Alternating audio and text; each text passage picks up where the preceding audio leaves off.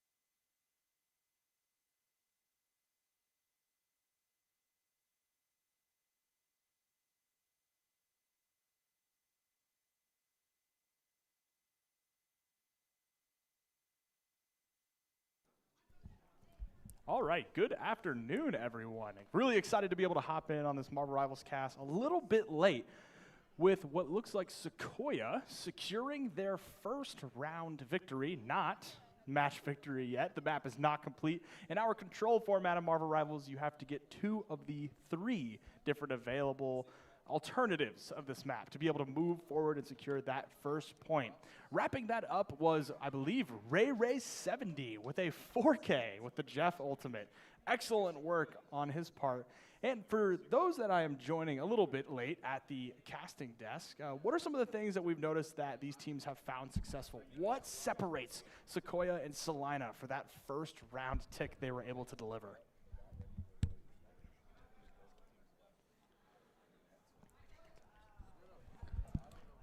Um, Last game they played, noticed their invis was really popping off. Yeah, no, absolutely. Support is one of those roles in the game that I feel like you have on the contrary being invisible value, right? You're not a DPS player or tank player securing eliminations and damage all the time, but your cooldowns can be so incredible, as well as their ultimates. Salina's Luna keeping their team alive through a barrage of damage. Even on the eliminations, Sequoyah with a bit of a positional advantage as they capture the objective first. And this Venom, what does this say? Nothing dupe, I love the name, has been a absolute menace. Yeah, right there, killing their Magneto. Despite what their Magneto's doing with their shield and using their abilities, there wasn't really anyone there from Salina there to help their Magneto, but Certainly, and Venom is in a great place right now. For those of the ladies and gentlemen in here that might be familiar with the video game world or unfamiliar, I can almost guarantee most of you could recognize some of the faces you see before you. Marvel Rivals having a wonderful and friendly IP from famous superheroes like Iron Man and even some of the less popular ones like Squirrel Girl or Luna Snow.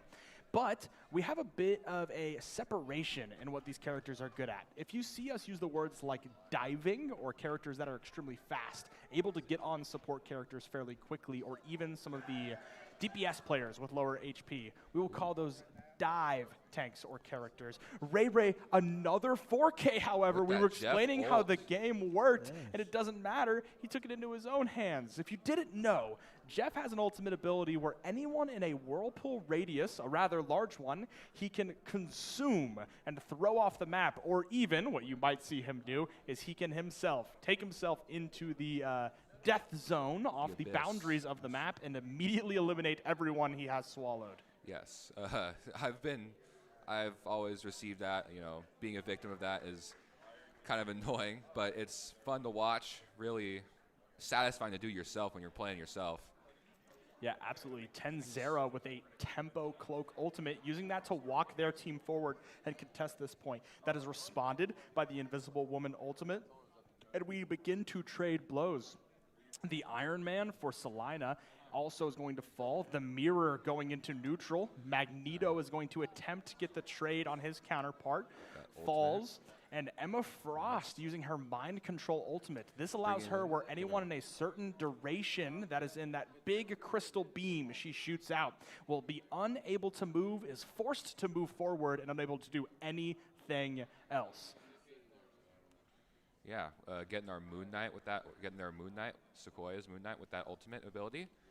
Emma Frost's ability is great for just kind of bringing in people, especially if they don't have that much damage or they don't have that much health. Especially if they're in a linear line, you can just walk them down. Yes, it's a big cone, very very high attack area. Ray attempting to make a hero play with the Jeff ultimate is going to find another support for Salina. Salina attempting to hold this objective for as long as possible. Sequoyah with 99%. Invisible Woman ultimates are traded out, one by the name, and it doesn't matter. Rattle is going to find two with a very nice Iron Man ult. One of the more scary DPS ultimates in the game. Iron Man's ultimate ability actually has the capabilities to one-shot any character within its radius. Although slow moving and has some charge up, it is a fairly common answer for support ultimates and other powerful cooldowns you might see in the game. Sequoyah now taking map 1 by capturing the Royal Palace. They move into the series 1-0. It should be the same one. And Ray with the well-deserved MVP. Wonderful animation. Ray securing a very well-deserved match MVP. Jeff, as many people may know who are familiar with the esports world, is actually a fairly common pick nowadays, both for the lovable and cute face and also for his carry potential, both as a stat booster in the healing and damage department. But what we can point out to you on this leaderboard is those medals you see next to each player. If it is the fire that has the most damage on the team, the clashing daggers, looks like we have a tie out for Sequoyah, is the most eliminations in the lobby. The shield being the most damage blocked, and the medical plus sign is going to be the most healing in the match. So although most mitigated in healing will be for Salina, they were unable to capture a good amount of objective percentage throughout this series. But again, a very fresh one.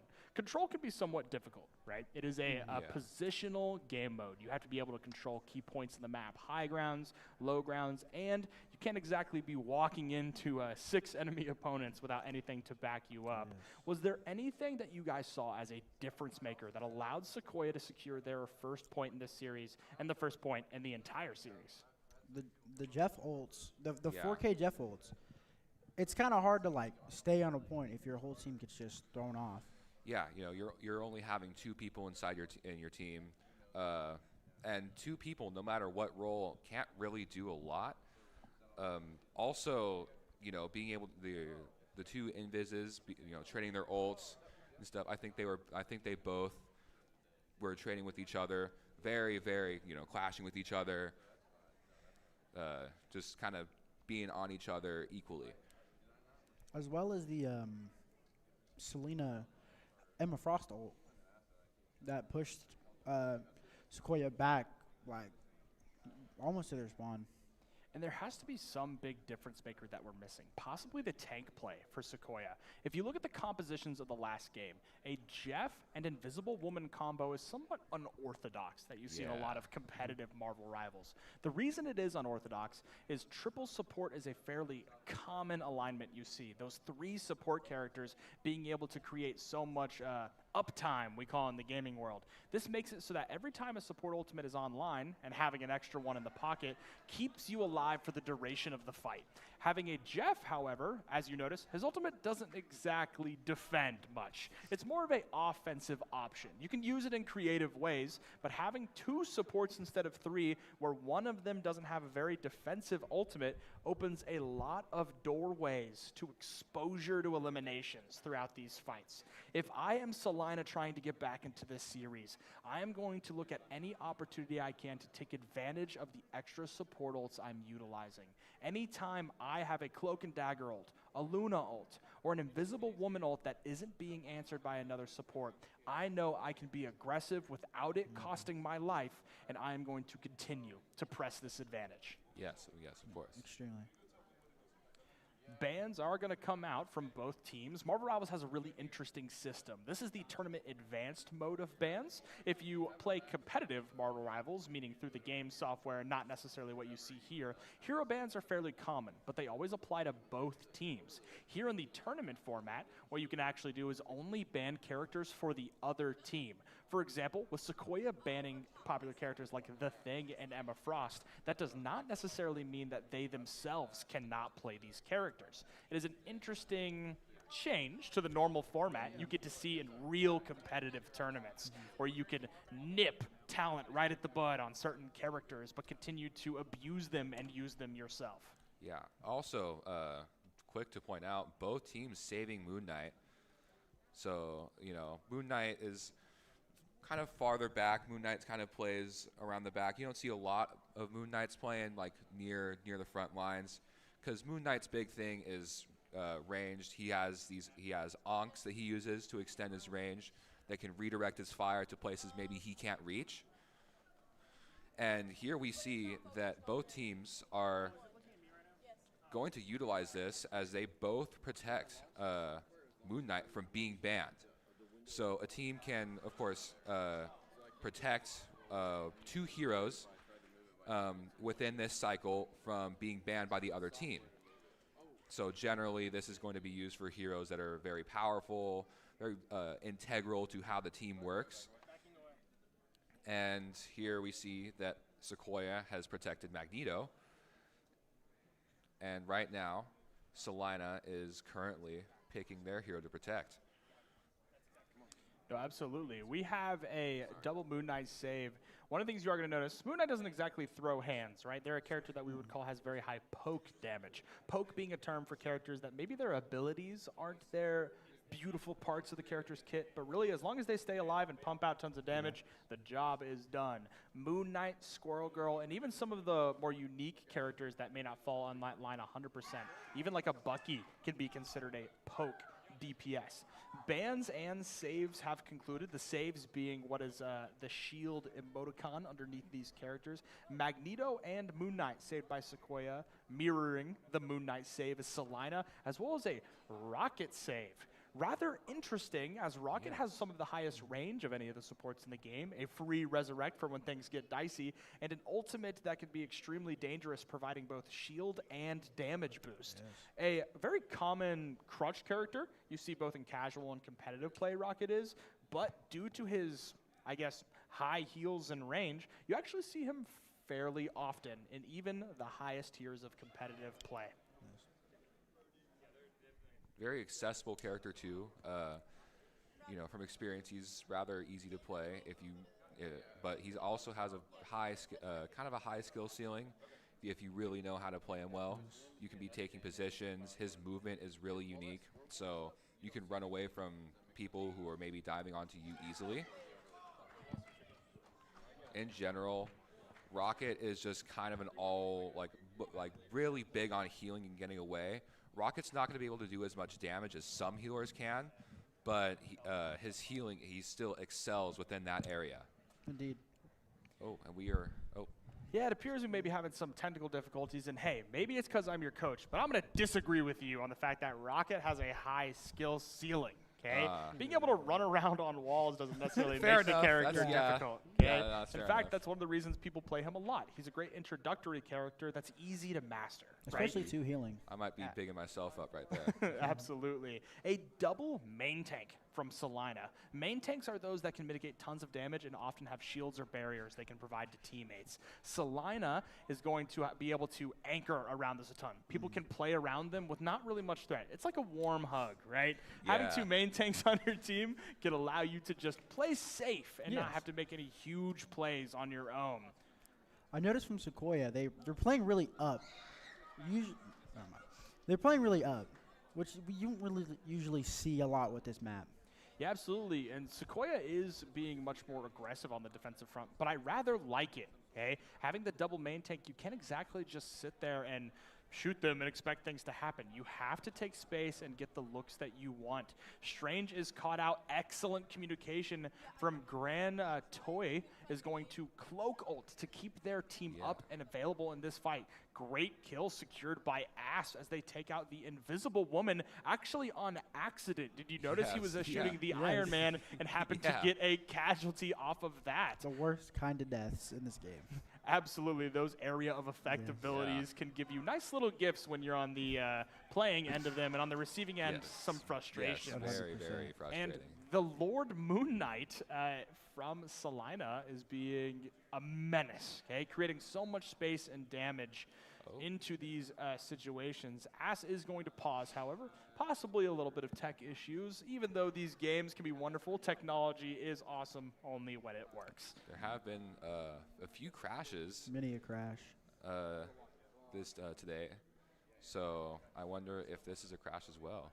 Yeah, absolutely. But we can talk about a few details while this is. This provides us a perfect opportunity to look at the compositions of each team and the big differences between them, okay? We no longer have that offensive option. The Jeff is gone, okay?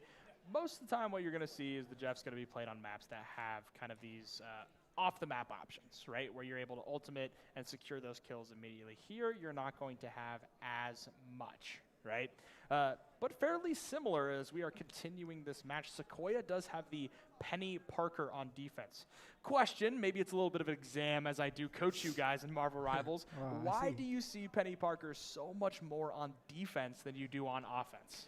Because she works with entry denial. Here we can see on this gateway, there's a thing called the kill box, and you want to put your spider mines and your spider webs so when they walk into it, they just end up blowing up. Yes, Penny, her big thing is being able to place down mines, other objects to kind of prevent the enemy team from being able to go into that space in the first place. Absolutely. A 3K from Sequoiah's Moon Knight opens up that fight, and you notice the end where Fish King was able to take one to the pit with him as Nothing Dupe ends up falling as he does, possibly reaching a little too far to assist them up onto the cliff. Ass flies high in the air. The invisible woman ends up pushing him in. Great stun by the Penny Parker. Yes, canceled out our Strange's ult. One of the more underrated abilities to the game, Penny Parker is able to shoot a webbing that can crowd control or CC their opponents. So when ultimates or abilities have a cast time, meaning they don't come out instantaneously as your players hit the button, this allows them to actually cancel the usage of these ultimates and abilities. A huge play by these players that can trade what would normally take an ultimate to a 3-second cooldown. Excellent awareness on the side of Sequoyah. Very good play. Yeah. So fairly standard stuff, a bit of a ultimate drought Sequoyah finds themselves in. A Crazy Tank 360, awesome name for his role, is going to, however, get pushed off the map. By their Working Invisible Lyric, really utilizing this push and pull mechanic from Invisible Woman. Doesn't matter. Grant is going to get on the offensive. Main tank down doesn't matter as Sequoyah is going to get 2. Even with the Cloak ultimate out, it's possible their teammates had a bit of a miscommunication. Although Cloak and Dagger's ultimate is extremely powerful, you have to play within a thin line of area effect to heal. If you don't stand in it, it's like the ultimate isn't there in the first place. It doesn't work. Salina creating a fighting chance, however. Fish King finds one, helping out a teammate. There's 2 down. Even numbers. Asp doing the strange charge excellently. Rocket ult from Sequoyah. Does fall low. The rocket ult is going to be dangerous from Ray. That extra shield and damage boost can be detrimental in these team fights, and they're taking advantage of it. That is going to be a 3K on the recontest to make it 4, and the numbers are dwindling. Sequoyah securing this defense with only 1 more to work, and that will be an excellent hold. Heading in tower, second map by Sequoyah. What were some of the things that really stood out? Not having the support ultimate advantage causes you to find advantages in other ways. It's a non-traditional way to approach the game, but it doesn't matter if it's traditional if it's working. Yes. So what do you think they're doing differently? What's the gap that's being created here?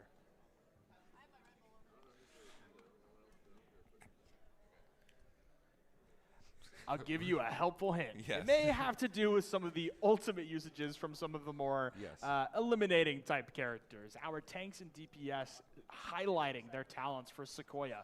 But Salina is staying in this game.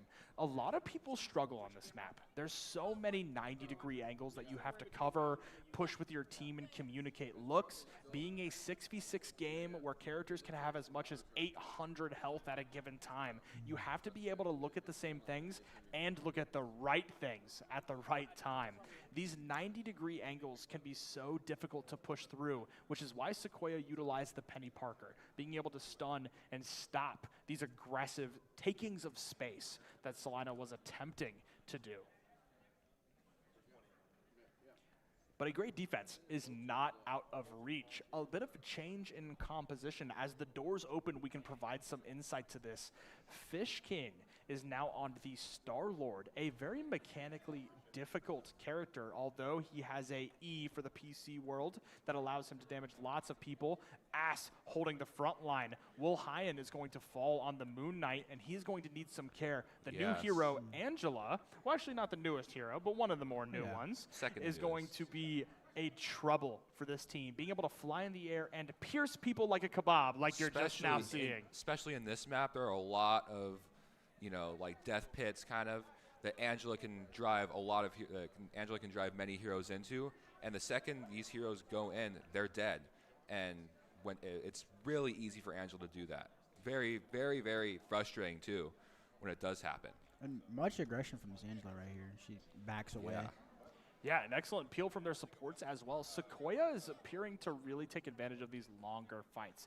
It seems like Salina is always able to secure these first or second even eliminations, but Sequoyah, off of the back of some excellent tank play, is able to stabilize, get the right looks they need, and take advantage in these fights. Rocket ult comes out from Ray, instantly eliminated. However, Salina's rocket ult that was mirrored will fall. A trade does occur, losing a support for Salina. Sequoyah is in the up and up with their heals. This is going to allow them to be much more aggressive, as Zyverns is looking to get as many eliminations as he can. Playing in front of this Strange can be deadly. Fish King will find another, as Will Hyan will fall. There's our Iron Man taking out that Strange right there. That was great. I don't know if you all notice all the check marks you're seeing for Sequoyah with 5 ultimate abilities online and not much progress that they need to achieve in this map. They have to get it slightly before the end of our first checkpoint in this 2-checkpoint, 3-section map, but with such an advantage, it's going to take some impressive play. A Magneto and Iron Man ult, however, being used on Grand Toy, but the Magneto finding his successful, the dunk that a lot of people will call it. Nice Invisible Woman ult from Sequoyah, keeping their team in this. Rattle He finds a DPS counterpart, and the Magneto by Crazy Tank is going to be blocked. Excellent reaction skill from Zyvern, seeing the 180 instant block. Nothing Dupe is going to get 2, making the airspace hostile as the Strange flies into the air and gets skewered. And we have trades going back and forth. It is anyone's fight at this point. Yes. Both teams used almost all their ults they had at their disposal, and they were trading them off a lot. Sequoyah securing their second point in this series, completing the second map to the checkpoint necessary. Excellent defensive work by them. And I want to highlight some of the players that maybe don't get a lot of love in our community, and that is support players at the end of the day, right? Being able to utilize even the best of Rocket Play, staying alive, keeping your beacon online for those free reses, and excellent responses from Invisible Woman, both with the push and pull cooldown, the ability to shield herself, and the ultimates, of course. I think that was a huge difference maker in this fight. Tanks and supports working in conjunction on aggression, looks, and cooldown usage allows them to take control physically of the maps and spaces that they play in. Excellent work from Sequoyah to keep this series in their favor and move on 2-0. It was incredible. Absolutely, yeah. Being able to see some high-level, I almost said Overwatch, high-level Marvel rivals is absolutely exciting. And again, with the familiar characters, it makes it feel like home. We're going to take a slight break as some people are working through map bans and such, but hey, casters got to be hydrated too. So we're going to take a few minutes just to catch our breath, and then we will be back again for a map 3. Thank you, and stay tuned.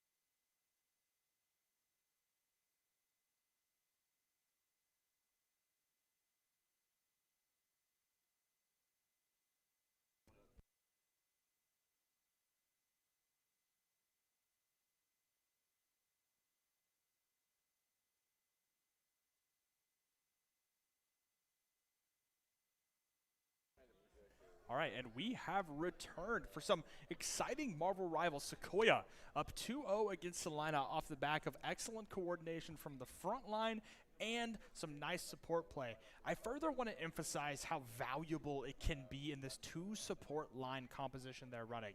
Having a 2-2-2, 2 tanks, 2 DPS, and 2 supports, you have to minimize your errors. If you ult wrong, use a cooldown bad, it can mean the end for an entire team fight. And collect those, that's a map loss. Sequoyah, however, is keeping their discipline tight, a 2-0 lead over Salina. But it's not game over yet. Salina having some excellent responses over at their front line with the 2 main tank composition. Strange, Magneto being excellent anchors for their team. Not exactly dragging them down, but people they can build up brick by brick to keep their team in this match. Bans and saves are going out in a rather interesting save. Psylocke being seen. Salina locking a Lord Psylocke as well by Monkey D. Nika. Excellent name there. But Psylocke, a excellent character. One of the most difficult heroes to play in all of Marvel Rivals, in my opinion. But if done right, can be an absolute carry hero.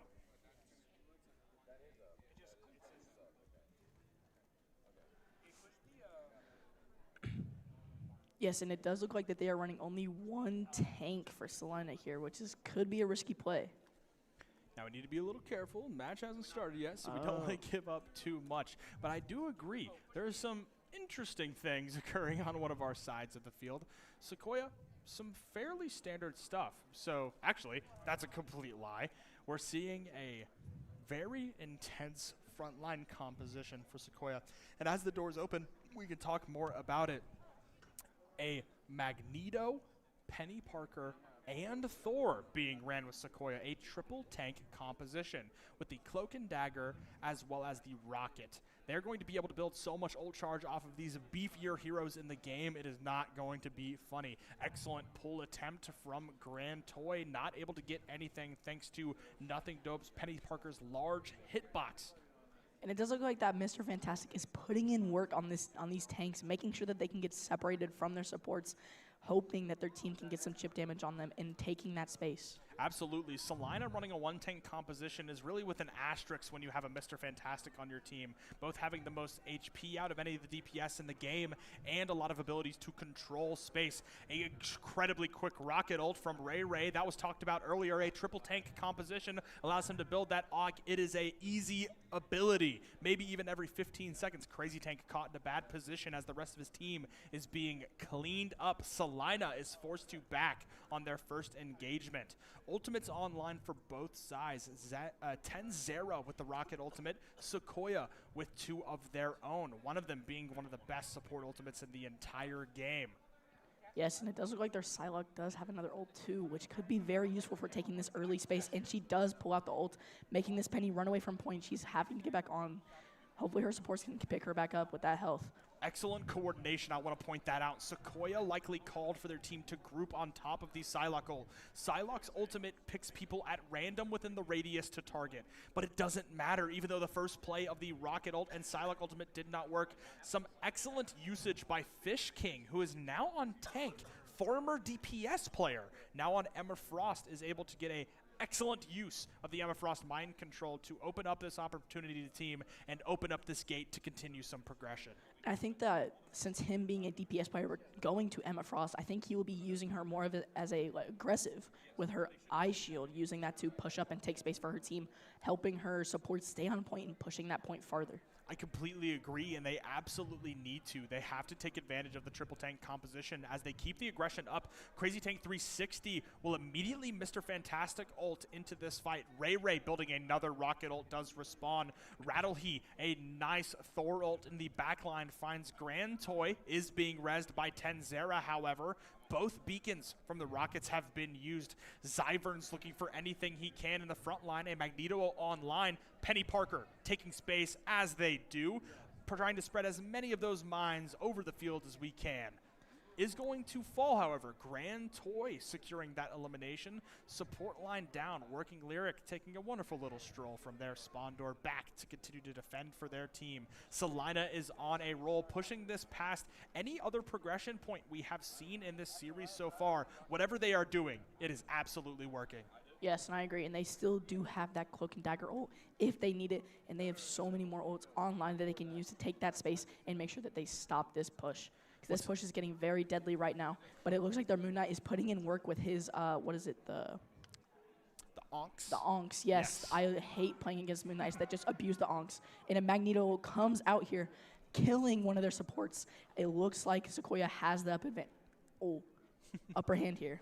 No, it is all right. A double kill by Zyverns. Many people maybe fell into the TikTok philosophy with Invisible Woman being able to shield herself. A lot of people feel immortal behind that shield, but when Magneto is able to charge his ultimate at full, a lot of people don't realize damage fall off occurs by the AoE of the Maggle. A lot of people underestimate just how big of a bomb it can become as it's fully charged. He's able to find 2, finally putting a stop to this Salina steamroll they were doing first. But I want to point out some compositional switches. We are now on the triple support comp with Sequoyah, with the Rocket, Adam Warlock, and Cloak. Excellent combination. Fish King and Monkey D. Nika are going to open this wide open, finding 2. But again, as the fights extend, Sequoyah is so good in the late game, answering with 3 eliminations of their own. They're now up 1 as Crazy Tank attempts to keep their aggression alive with an ultimate of his own, and he doesn't look like he's able to find any eliminations with the Mr. Fantastic ultimate as he begins to deflate. Yes, and it does look like that Thor will be able to help them in this next upcoming push that Salina can build up here. And if Sequoyah uses their ults correctly and can charge off of the Thor ult, I think that this will be a deadly counter push. Yeah, Salina can be in a tough spot. Some compositional swatches as well as they switch over to the triple support comp, mirroring what Sequoyah is doing. The Adam Warlock is one of my favorite characters in all of Marvel Rivals, being able to push out tons of damage and with one of maybe the most powerful cooldowns in the game, Soul Bond. Soul Bond allows Adam Warlock to anyone in a short radius near him, but it doesn't matter. I'm explaining Adam Warlock, but Rados says, hey, look at me as I hit this highlight clip of a 3K. His now recently buffed Thor ultimate is allowed to move faster as he casts it. Normally, not being much of a threat as people used to be able to move out of it with ease, it now matches the movement speed of the passive characters in all of Marvel Rivals. You have to have some kind of movement ability to get out of that deadly radius. And it does look like we see a perfect bubble coming out of Magneto to keep that Thor alive as he's pushing back that Fantastic, making them re-push everything. And Sequoyah is in an excellent position. A nice wrap from Salina, doing their best to get the best Squirrel Girl ult they can. A high Ray 70 Squirrel Girl ultimate. Zyvern's excellent placement of the Magneto ultimate is going to find Grand Toy, and this is a pivotal movement. Can Salina keep this push going? It doesn't look like it. Rattle He is going to find 2 more with the overcharged hammer throws from Thor, and Fish Kings is doing everything he can to clutch this for his team.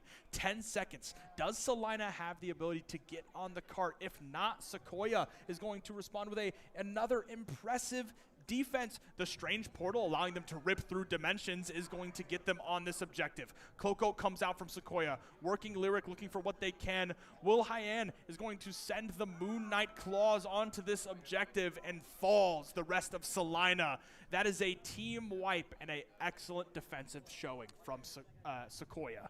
I think that was a very crazy round. I mean, Sequoyah was just playing defense to a T to where Salina could not make a counter push, could not do anything, could not charge their ults, and I think that was picture perfect of what happened in that match. No, certainly. Salina having a big tempo was able to secure a good amount of percentage on this objective, but one thing you may have noticed is as the rounds begin to elongate, they push the cart back slowly and slowly and slowly. So even though they were about at the halfway point of the first half of the round, I'm pretty confident they almost captured that first checkpoint. And so you're going to see this little yellow marker on the map after the first main point is captured for where Sequoyah is going to have to push this to. And I like what we're seeing. Again, big fan of the Adam Warlock, so we can go back to explaining how some of that works. A lot of this character's kit has to do with his res ultimate.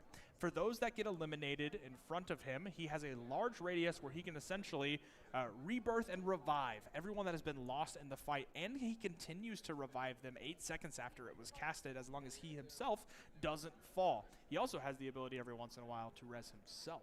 So he's a great sustaining support, very popular in the triple support meta that we see in Marvel Rivals, but I love the switch. You don't see a lot of high school players be able to pick up the staff and be mechanically gifted enough to make this character work. And you could tell right as they switch to the Adam Warlock, it gives you a strong enough anchor, and Sequoyah was able to secure a nice defense. Yeah, I think his damage output is very good compared to whenever Mantis was very overpowered. I feel like those same characters now are being looked upon as like, wow, these look the same before and after images. And I think Adam Warlock is great for sustaining himself, because if he die, he can push up in that front line. If he has his self-res, he can just pull back and revive and just keep anchoring for his team. Salina is going to have one of the best tank comps in the entire game. This Emma Magneto comp used to be complemented by a nice team up between them, but with the new character coming out, they have pushed some new team ups. So they're no longer allowed to mirror each other, but we're still able to see a lot of space being held by these two. Asps, who again was on the Doctor Strange, now on the Squirrel Girl, is going to be able to find one. Rocket Res will have to be used to keep this fight alive. What is going to fall low? Are they able to secure the elimination on Adam Warlock? It does find out, but the aggression continues. An excellent Moon Knight ult, their team working together to take this space off the back of an powerful front line. Zyverns finds one, make it a two-piece, and this Rocket is begging for his life as he crawls around this pillar. Sequoyah securing a capture of the main objective. They only have to push this again, not before the first half capture, but right slightly before, as you see on the yellow marker at the top middle of your screen, and they have 5 minutes on the clock to do it. I think that they have enough time to build all the ults that they need to make a great push. And I mean, I've seen a lot of good Moon Knight ults out of this game, and I've just joined in here, and it is a crazy good Moon Knight player on the other team. And I mean, he is using his ults perfectly, knowing when to do it, knowing when his supports are ready to pocket him to make sure he can get as most damage as possible. Same with the tanks, and I mean, the tank coordination with the DPS and the support is just amazing here. Their Magneto needs to be careful. He can't tunnel vision on the Squirrel Girl ult. He has to continue to remember his job. Be the front line that your team needs. Excellent healing from Salina to keep their team up, and they're going to want to walk off this. The Luna ult is popped, some of the highest healing per second in the entire game. As their team begins to walk, a Magneto ult is popped as Zyverns attempts to find anything, but is blocked by a bridge. A demolition crew that is Will Hyan will find both supports, however. Make it the third support. Will then fall immediately by Sequoyah. I cannot compliment this school enough. Late fights are all based on game time adjustments. You have to have knowledge of how the game works. You have to track well. You have to have good communication and team synergy to be able to respond in these late fights. I do not know how many times in this series Salina was able to start up, but Sequoyah always crawled. Victory from the jaws of defeat every single team fight they went into, and because they were able to do this so consistently, Sequoyah has secured a 3-0 victory over Salina. An absolutely excellent showing from this talented Marvel Rivals roster over at Sequoyah. Wow, and I do think that Magneto MVP was well-deserved. I mean, his bubble timing was amazing. His ult charge-up was perfect, and I think the communication between him and his supports was just amazing overall, and I don't think you can ask for anything else. Yeah, absolutely. Tank and some traditional sports often have a lot of compliments to them. You know, tank players are a lot like the offensive line of the gaming world. If you are a Marvel Rivals or even an Overwatch player, Team Fortress 2 if you're a little bit old school, you notice that a lot of your tank players, those with higher hit points, you only really seem to notice them when they're not doing their job. Right? It's very difficult to give those people the attaboys on your team. But man, when there is a difference in the frontline play on either side of the ball, you can notice key positive influences for off of the back of some nice Magneto play. So I think totally agree with you. Zyverns absolutely deserves the MVP in that match. And thank you for tuning into an exciting series as we move on to provide more coverage in this wonderful, wonderful facility. Please feel free if you would like to continue to participate in events in this awesome facility. There are posters all around on the tables for a community event that us at Norman Public Schools are going to be hosting. Feel free to give us your opinion on what games you want to see here. So thank you for tuning in. We will be back being able to cast a different match, possibly some Rainbow Six Siege, possibly some Marvel Rivals. We're just going to have to find out and see. So thank you, guys.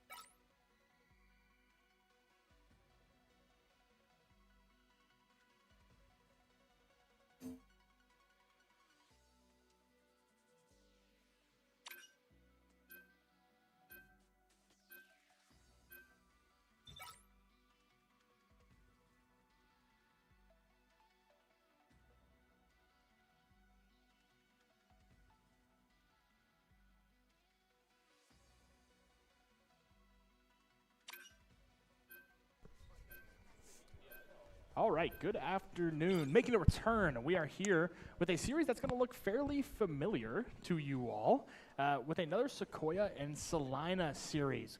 Normally, when you're going to see these double repeats of matchups, it is because someone from the lower side of the bracket is making a return, making a run, so that they could leave and bring their school a title with a nice golden trophy to their name.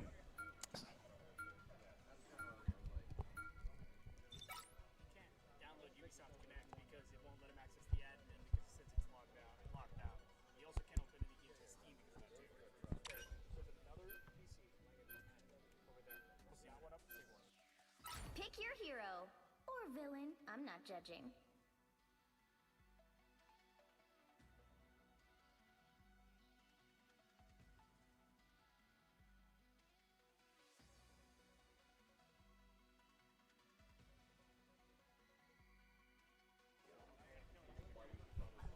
All right, so even though it may not be on your screen, we can give you some insight on the bands that have gone out for Krakoa Domination, our first map in this repeated series. Sequoyah on an excellent run as they crawl their way out of lower bracket. Okay. Now, bans and such have disappeared, and my memory does not serve me very well, so we're not going to attempt to make up the saves and bans that gone out. But some things that you can look forward to. Krakoa Domination is one of the more new maps. One of the better environments, both surrounded by alien-like nature, and these maps having tons of different styles of play. Both the more aggressive option that prioritizes high grounds and excellent DPS play, as well as some options that have not very many dominating high grounds and more of a brute force tactic. Okay?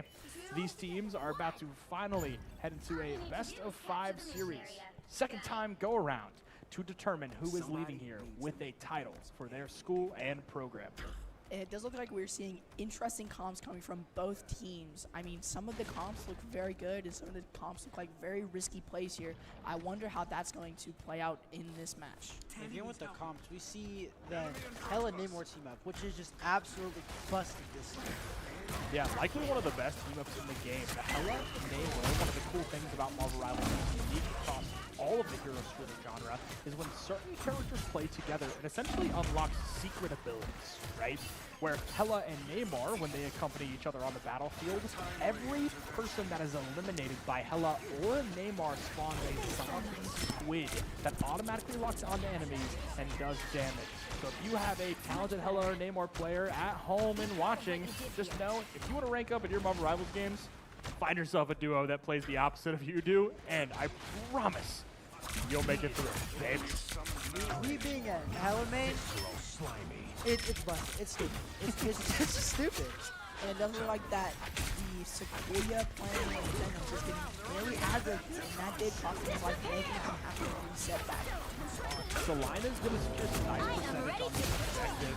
A very well-placed Namor ultimate. Something to point out, Ray Septi pops the Luna Snow ult, only able to be eliminated if you instantly one-shot her. The epicenter of Namor's ultimate does the exact amount of damage necessary to eliminate Luna in the ult, but you have to be in the center. Excellent focus fire from their team. We have a nice straight go from Diver. Great. Zybran's finds two. Monkey Mika is trying to answer on his own accord with one elimination secure with the Hella ultimate. But notice, Salina still has the objective as they finally are eliminated in this fight. They were able to secure 60% off of one engagement alone. And it does look like Railway 70 does change into a different hero here. And that is going to be, I mean, pretty, what's the word? Significant here in this play, seeing how they can run this comp here. Yeah, absolutely. If I am Salina, I'm trying to play as safe as possible. I can get damage at long range, but Venom's not going to allow that to happen. A dive comes in, attempting to stop the tempo that Salina was bringing to the table. And mirrored Venom, one does get caught out, however, Ass does fall. Lucky Mika answers with one as the Iron Man for Salina will be eliminated, or the Iron Man from Sequoyah will be eliminated. And these Venom, a lot of people may know, unless they watch some very high-level Marvel Rivals, is actually better right now. being able to regenerate shields based on how much health he lost. So you essentially have to go completely through his health bar twice to eliminate him. It is extremely annoying to have to deal with that. You'll get him like literally one shot. He's gonna get popped. Whatever ability happens all the time. And since they have the Magneto here, they can just keep him alive as long as possible by just bubbling him. The bubble from Magneto keep him alive and sustained for the heals to get him back up, and that can make a lot of difference. Absolutely. Cyberns is going to hit a 3K with the Strange ultimate, but only able to find 2. That should be all of the push they need. However, as even though Sequoyah has lost a member of their team, the rest will follow as they were down 60% and are now approaching last fight territory. Sequoyah has not been answered in this series so far. Salina attempting to start out of the gate hot, but again, we're seeing a repeated issue on the side of Salina. It appears that every time you get in these fights early, you can secure the 1 elimination, maybe even the 2, but something is happening in the middle fight that is currently not working for them. Ray 7D responds with a nice little snow ultimate, mirrored by Grand Toy from Salina's Invisible Woman. Focus firing the rocket ultimate, doesn't have much health, can't take ass. A well-timed Venom ultimate will find 2. Crazy Tank cleaning up the rest as Funky D Nika gives you a nice spectator view. A bit of an ult dump, however. Salina used every single ultimate they had on their team. If you look at the percentages in the top right, we are looking at low numbers. Sequoyah, however, will have some advantages in their pocket. Salina will have to answer this fight extremely quickly. If this fight goes too long, it will be dangerous thanks to some of the tricks up their sleeve that Sequoyah has at their arsenal. Strange Portal looking for the exact opportune place. A switch into composition. Thing now on the battlefield. Might find Hella doesn't have much movement. Fish King is going to immediately eliminate Working Lyric. The most powerful support player falls. Crazy Tank is going to take out Thing. This is a 4v6 from Salina. Make it a 3v6. They want to be answered. They want to go on the board. A Iron Man 3K equalizes. You immediately go into a point where what was once Salina's favor is now an even matchup. You have a 2v3 scenario with now Sequoyah in the advantage. The Venom will answer to his own. A Strange Ult does come out. Can he eliminate one? He has 5 HP remaining. Can he be eliminated? A nice healing bubble from Cloak. He stays up. He's now at 300 HP. Thing going onto the back line. Can they stabilize this? 99%. Both teams, anyone's game. We're now in the scrap fest. This could be anyone. Strange goes down. Invisible Woman on. Everyone's low. Excellent DPS showing from Salina is going to finally put them on the board. What a way to start an exciting repeated series. Salina loses 3-0 to Sequoyah, crawling out of the lower bracket, and then starts a statement match, winning Cradle on Krakoa to say, even though we are down, we are not out. Incredible round. That was a great last stand. I mean, all the ults were timed perfectly. That healing bubble coming on to the Doctor Strange was absolutely perfect. He was 5 HP, went all the way up to 300, and they came back. Even though we're not at pro levels, it's still incredible to watch this level of gameplay. Yes. Absolutely. And usually, a lot of the time, commentators are going to spend time being like, oh, this thing went wrong, right? And that was what teams were able to capitalize off of. I can tell you as someone with a good amount of experience in Marvel Rivals, I was thoroughly impressed with both excellent prioritization and gameplay from both sides. Not only Zyverns being kept alive by Working Lyric at the end there, but some incredible focus fire from Monkey D, Nika, and Fish King for Salina. Off the back of some excellent DPS play, they were able to clutch up the first part of this round. But again, even though the excitement has just started, they haven't even secured their first point yet. They have to capture this objective as well. But ladies and gentlemen, I would not be surprised if we were in for a long and grueling series. We are reaching the esports epitome of do you want it more? It's a mental game. An Invisible Woman will come back here, and we do see a lot of comp changes, a lot of healer changes and DPS changes. And it does look like they keep most of their tanks, which is good because their tanks were putting in work last round. And let's see if they can charge so fast and hopefully get on this point and secure a couple points. Monkey D Nika does an excellent job utilizing his Kovacs time to train his aim, but Sequoyah's going to flip this point first, capturing it off of the back of some excellent play from Rattle Heat on the Thor, as well as a lot of space being made by Will Hyan, we'll call him, on the Mr. Fantastic. Again, a DPS player in the Marvel Rivals game, but very tanky in nature. A lot of people almost call him like a sub-tank player. You can even substitute him in certain comps to play like a one-tank composition and then a Mr. Fantastic. And a lot of people don't even call that too unorthodox. If you notice what might be happening in front of you, a big play opportunity is that a nice invisible woman push. They get both of their DPSs down. Absolutely, Fish King and Crazy Tank is going to fall. The play was enough. Even though he maybe didn't find the highlight reel 4K he was looking for, 2 eliminations in Marvel Rivals can mean the absolute end of what was normally going to be a promising team fight. Now, you're going to see what I love to call the Color Fest. On Salina and Sequoyah, you look at the check marks at the top of your screen and you tell me all of the ultimates that are likely to be used in this engagement. The big decider of this particular fight is going to be who will you use most effectively.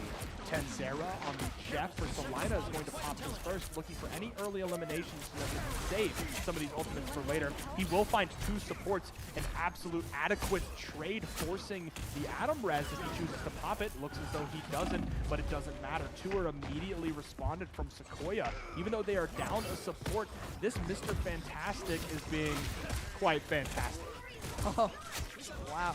Got him there. I know. Really creative on my excellent casting abilities. Thank you, thank you, thank you. I have to bring some spice and a little bit of age over to the casting booth as I cast with my students here. But ultimately, Sequoyah is continuing to show an impressive performance.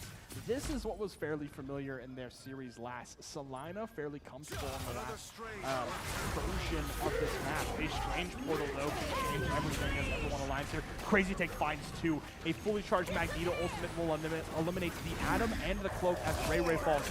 Adam Warlock is the only heals on the field. Salina will nearly guarantee a take off of this due to those eliminations. And Salina does use a lot of their ults here, which is bad because Sequoyah does have a couple ults in their pocket ready to be used. Here comes a Jeff ult.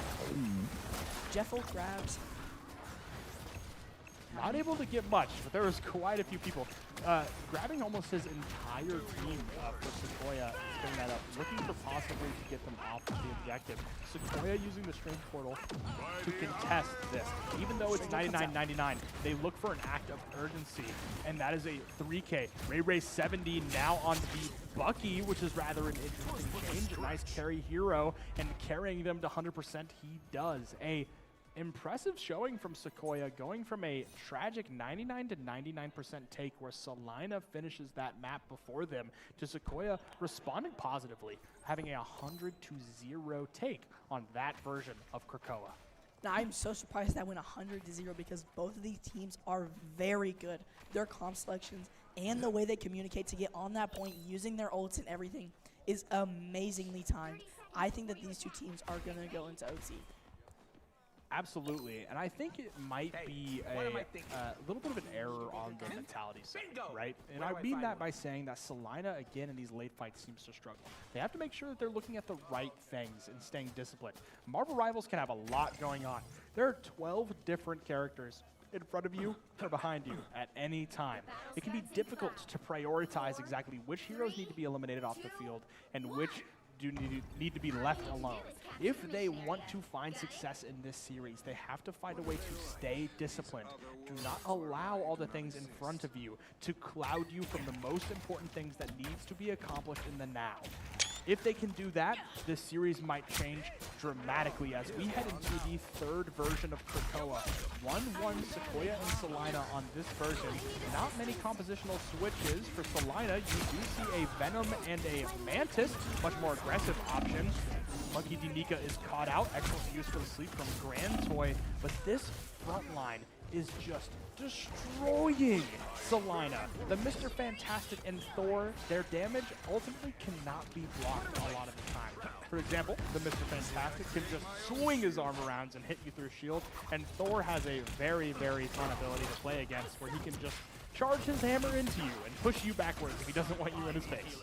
And I think that this Thor Luna here is a very good option because Luna can give Thor these stuff which helps him boost his healing in these early fights, and because he's is mainly a diver, his ult timing are very good. And I think the way he uses his Thor abilities are perfect too. And having that Snowflake is crucial in these fights. Hello's going to open up this fight with an elimination like they often do. A little bit overzealous though. Grantoy is going to fall immediately after. And again, the openings are so clearly in the favor of Salina, but Sequoyah, off some nice positioning calls to back and restabilize their team, is able to retake a lot of these engagements. They have to find a way to slow down their engagements and not get caught out or win the fight in the first 15 seconds. There can't be no in-between. Sequoyah, some excellent advantages that you see in the top left of your screen. Salina also going to be able to add to the color fest. It is an excellent use of the cloak fade. I hope you noticed that Fish King, who was now a DPS player, who is now on the cloak, was able to fade, making everyone invulnerable and invisible around them. And because they did that, the Strange Ult completely wins. Again, one of these support plays that doesn't go unnoticed here in the castle. Magneto comes out, charging up his ult, but they do pop the cloak and dagger, which is sustaining on him. And it looks like it's going to be a close fight here. 6-2. Staggering all the time for Salina on this point, and I think the fight is going to be crucial for Salina to get back in this game. Ash is attempting to find anything, but this frontline pressure is just too much. As Rohan on the Mr. Fantastic is just able to roll through this team. Eh? What a relief. Rather interesting switch. So you had a 99% from Salina. You're feeling confident. You switch over to the Mr. Fantastic, which can be somewhat difficult to respond to for a lot of DPS and support players especially. Because of that, it really just pushed them over the edge where suddenly you have a fairly dominant performance on the back end of this map. Sequoyah continuing their role, who is now 1-0 in this series and 4-0 against Salina for our past 2 matches. An MVP by Zyverns, excellent intro by him. An MVP that had the most damage blocked in the lobby by quite a bit. The SVP, Crazy Tank from Salina. Yes, I think that MVP was very well deserved by this Doctor Strange. I love Doctor Strange as a tank. His shield is so overpowered sometimes.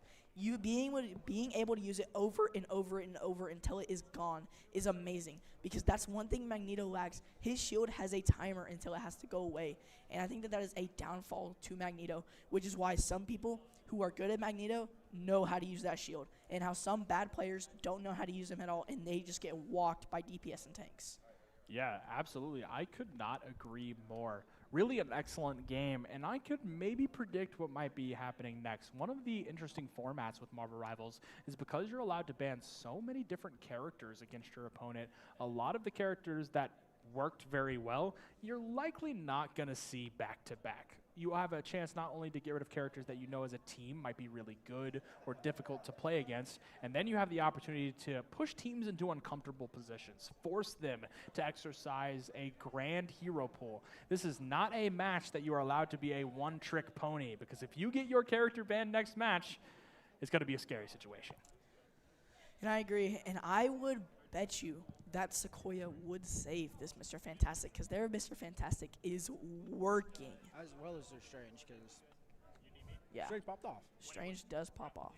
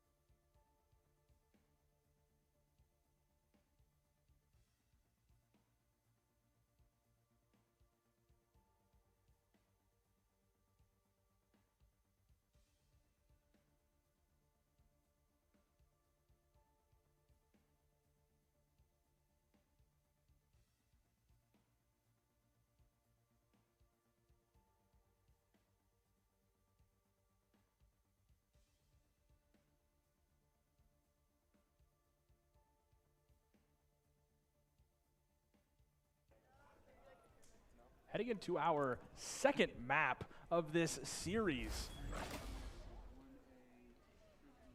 It appears we have Araco Convoy. Again, one of the maps that was not in the game off of release. This is an exciting time. How will teams adjust by manipulating the other team's hero pools? What characters do you save that you felt like were giving you an excellent advantage?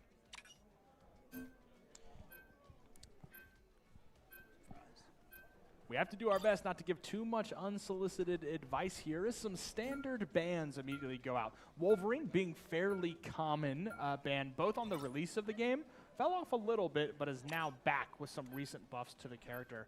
Emma Frost is going to be a save for Salina, which is to be expected. I don't know if you remember on the third map of the previous series that they played, Fish King was putting on some work on Emma Frost. So likely that he will be picking up the Emma Frost, but could be someone else as well. And I'd like to see a lot of these really good bans here coming out from them. I mean, most of these bans are to be expected, but I would like to see some unprecedented bans that some of these teams were not accounting for, making them switch their comp and having a more interesting game, I feel like. And Owen, I think you bring up a great point that is being displayed in front of you with the Magneto and Jeff ban. Something you don't commonly see, especially the Jeff ban in this kind of competition that you would normally have. Magneto, however, is like a 50-50 split. Because there are only a couple tanks in the game that have like main tank capabilities, meaning the ability to shield and mitigate tons of damage, sometimes teams will try to push you into uncomfortable spots. They want to challenge you to more dive-based compositions. So they're going to ban characters like Magneto or even Doctor Strange to create some odd tempo of gameplay that normally people are not going to experience in Marvel Rivals. The second save Salina has is going to be on the Rocket. Fair for having a character that can push out so much healing, a free resurrect if things go wrong, and an ultimate that charges so fast it almost should count as just as an ability with a long cooldown. You'll need a top-notch team to win. And it's this like one. both teams do save the Rocket, which I'm not very surprised. As you said, their ult charges fast. You have a free resurrection, and his healing output is insanity. I mean, the way he puts out health is just crazy. I think he's different than most of the healers in this game because most of these healers are very good. But I feel like Rocket as a whole, I mean, all you have to do, hold right click, your team's fine. I was watching this guy on YouTube. His whole thing in comp, hold right click, doesn't get a kill, no damage. He is an amazing Rocket player. He knows where to place his revive station. He knows where to place his hold. He knows how to use his abilities. Like, he is insane. Absolutely, and I really want to highlight Sequoiah's tank play. Zyverns and Nothing Dupe have not only been incredibly flexible in the roles that they have assigned themselves, possibly by them, possibly by their coach, but they've been adaptable. Everything that Salina has been throwing at them, they've simply been able to handle, both with the small cooldowns that a lot of people see that tanks maybe aren't very important with these smaller cooldowns. They find ways to maximize the impact of every decision they make. And the reality is, that is the tank life. A lot of people do not realize these tiny, tiny decisions that like your tank player is making both in your games and in the things you see in front of you make a big impact. As the doors open, we can finally mention some of the comps. Salina is running a Bucky Blade composition. Gentlemen, how do we feel about the DPS duo from Salina? I enjoy it. You know, Bucky has the grappling hook, which makes it to where Blade just basically turns into a blender. As Bucky uses his hook and pulls it into the middle of the team, Blade just goes crazy, builds up his rage, and just destroys any slow-moving characters. And I feel like the Blade is almost like a Wolverine in a sense whenever Bucky does use that hook. Because we see in these comps, some of these comps change out the Blade for a Wolverine because Wolverine can charge such very fast while Bucky pulls them in. And we can see the same thing with Invisible Woman because they are not running Invisible Woman. But yet if you run Invisible Woman, you can pull people in just like the Bucky. Not as effective, but still really good for charging with those ults. And it does look like we have a lot of ultimate on right now. We could see a Telephone. Absolutely, and Sequoyah displaying defensive dominance like usual. When we saw them on this map previously, Salina was unable to get even around the second corner of the map, unable to complete the first third in this capture play. So Penny Parker putting in absolute work. Penny Parker has the ability to put a arachno gas stack. What that does is it passively produces mines have to be broken by breaking the nest that she does place down. If you don't, you walk into a bad corner with a web on it, you don't see the mines, usually you're gonna go in the smoke.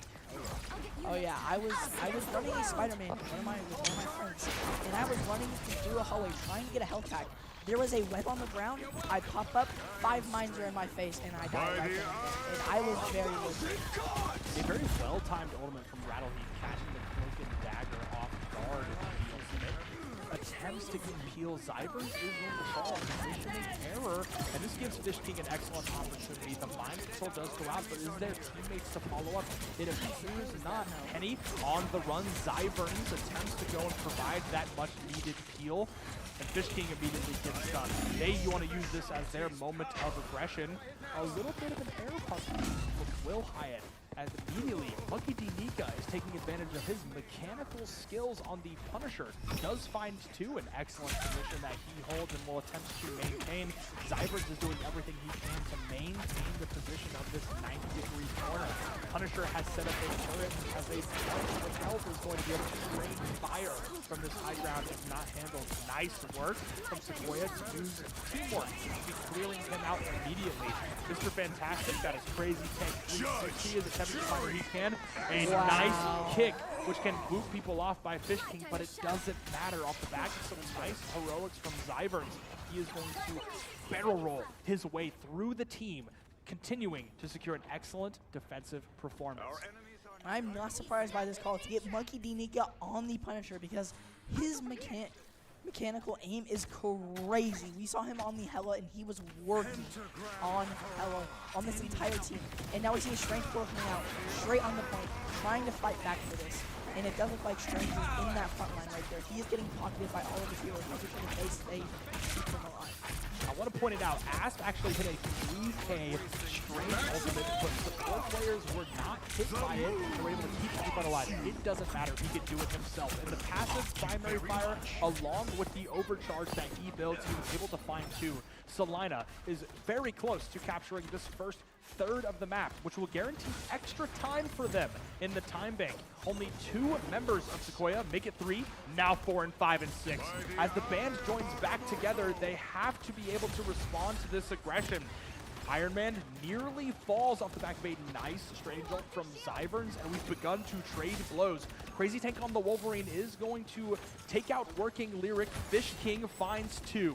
Putting on some excellent work, a much-deserved save by Fish King. They will finally capture this third part of the map. 2 minutes and 20 seconds have been awarded to them to continue to rack up percentage, granting them, hopefully, an advantage, as they will eventually have to defend this map. And I would like to say, I see Rivals as more of a mental game than anything, because no matter how hard you fight, if they get to that next checkpoint, you could have 3 seconds left. They get to that checkpoint, you have to do it all over again, no matter how hard you fight. So I always think that one of the most difficult parts of Marvel Rivals is keeping that mental aptitude to continue to push on and continue to fight. Yeah, very big words here coming from Brody. And some of them I don't understand, but I do get the general premise that to keep your mental up, you have to stay in this game. And it does look like this Emma Frost is playing very aggressive, as we've seen in the past, with her eye shield, which allows everyone to shoot through it, but anyone taking in damage shooting at them can be blocked by that shield. And I think that is a great usage of her utility. Salina secures almost this entire second third of the map without taking a fight. Ultimates have gone out around this corner, and now it is anyone's game. A nice grab by Crazy Tank will find Rattleheap on the Iron Man, but that is responded with a Cloak and Dagger ultimate from Working Lyric. This is going to allow Sequoyah to truly anchor around this objective. That extra healing without any response by a DPS support is just detrimental to any sort of aggression that they would have pushed forward to secure the rest of this map. Rattleheap caught out, a nice grab again by Crazy Tank, putting out absolute work on the Wolverine. A very nice swap that we're seeing from him. Yeah, I think that this swap was crucial because he has switched from Wolverine to Blade, and I think that that comp works way better with Wolverine just because of how fast he can charge up his ult with his, what is it called? What's the thing where he gets really mad? Yeah, his rage. His rage builds up very fast whenever they are in that tight situation in a tunnel. And a Predator ult does come out here to get them on point, but he does not get up the ramp. Absolutely. Asp is entering a strange ultimate. A excellent responded rocket ultimate from Tenzara. That was Zyverns that was sending in the strange ultimate, not Asp. Both were mirrored to each other, but it doesn't matter. Salina is able to now continue to push this forward, and I really want to point out the significance of this. This is the same map that Salina took them to in the series that they were 3-0'd, where they were not even held past the first third of the map. They now have a minute and some change on the clock to have the chance of completing this map after just losing it an hour and a half ago. Yes, and it does look like a Emma Frost ult comes out here, killing their Strange and killing one of their supports, which is going to be very hard for Sequoyah to make a comeback here on Salina to get that point. And it does look like they call back for their team to push back and wait for their team to get up. Certainly, Sequoyah does have some cards at their speed. However, if you look up underneath Sequoyah's name, those check marks mean ultimate abilities, game changers in Marvel Rivals. One of them comes out now. Battle Heat attempts to find something with the Iron Man, but can't. Has to back off of the mechanical prowess of Monkey D. Nika, who does fall, doesn't realize that there is a Moon Knight Blade heading his way off of a well-placed Onk, and they continue to hold. Unwavering as Salina attempts to complete this map for the first time in this repeated series.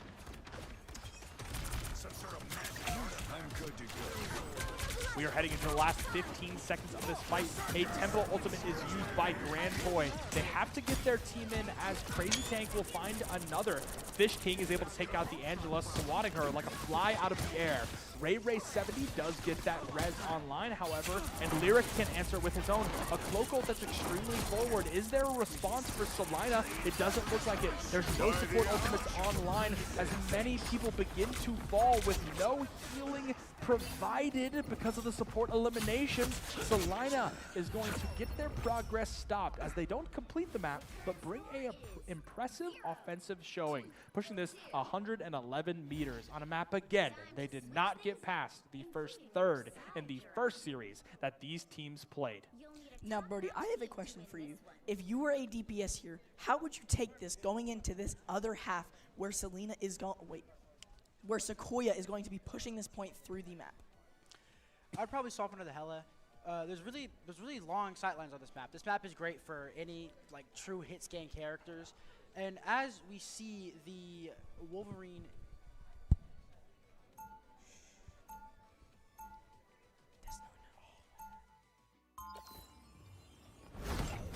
Relay deployed. It ain't cheap. Possibly a little bit of a camera test. If you wanted to see Ian Patrick, coach over at Norman High's beautiful face, you now have the opportunity to. 30 seconds before you attack. Get ready. We love Coach Patrick. Wait, you're Brody, stick out your hand. Yeah, I cannot thank some of these people that are making this possible's help. Even though us at Norman Public Schools, we were able to provide the facility and some of the equipment, this absolutely could not happen from the help of people like David Rowden. Coach Rowden over at Noble High School has been helping us out with casting, as well as my many student volunteers that have been beyond impressive. Those people you see running around in the Norman North jersey and the green bandanas have been so incredibly helpful in making this all possible, as well as Evan, aka Jetamind, over at OESL and Click Gaming, for putting this all together to bring it to you guys. And we finally head into this split-sided match for our second part of this series. And you're going to see a lot of different roles here being switched from past previous rounds. We do see an Angela come out, which I did see we saw late game last round, but now we're seeing it used more aggressively here in this comp. On this attacking side of Sequoyah, there's just many places for her to dive in, hide, and then dive back out. Really an amazing thing. If you're trying to just push and get as aggressive as possible, Angela is your good. I cannot point out how Crazy Tank was caught off guard and somehow was able to be kept up by nearly like 15 seconds after, honestly, he was dead to rights by his entire team. Excellent peel from Salina to attempt to elongate that fight, but because they spent so much off of the mispositioning from Crazy Tanks, they just weren't able to continue this fight forward. A strange ultimate is going to go out, though. That is going to stall the cart, but will be blocked by the payload. This big group that is in front of this makes them unable to actually exit the portal. Now as he walks a bit forward, you are going to see an absolute surge of Salina players, but they're going to be met directly into a Moon Knight ultimate. And I don't know if you guys saw this, but the Doctor Strange was trying to get out and use his ultimate, but ultimately his portal closed right in front of his face as he used the ultimate, which I think is going to be so, like, it's going to suck for him to recharge that ult back up because he just wasted a portal and his ultimate. I had that happen many times when I'm a Star-Lord main.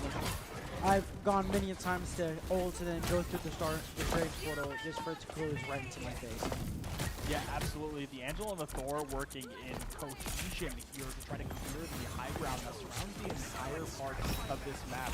Crazy Tank looking for any local lead grabs he can get, but doesn't end up finding anything. Same goes for Thor by Sequoyah. Isn't able to secure much.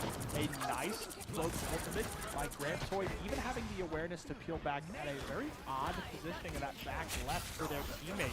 Nice awareness from them. And not many people have been traded on this. Salina attempts to clear this high ground behind them.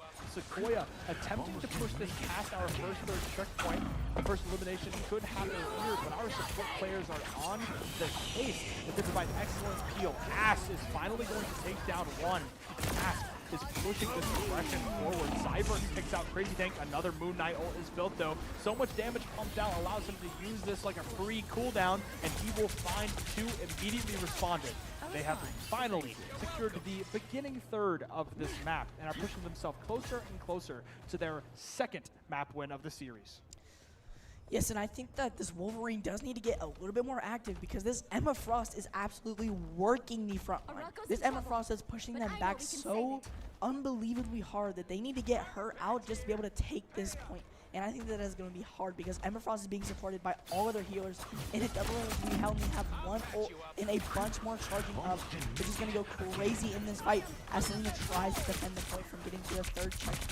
Certainly, as shown in the scoreboard, as they flash the amount of damage that Luna has done, he is currently sitting at 27,000 damage done, vastly over many of the other people in the lobby as he continues to show that that damage is purposeful, immediately eliminating two in this fight, and this will likely push them past the needed threshold that they require to capture the second third of this map. Crazy Tank thinks he has something to say about it, but Zybrans immediately shuts him up.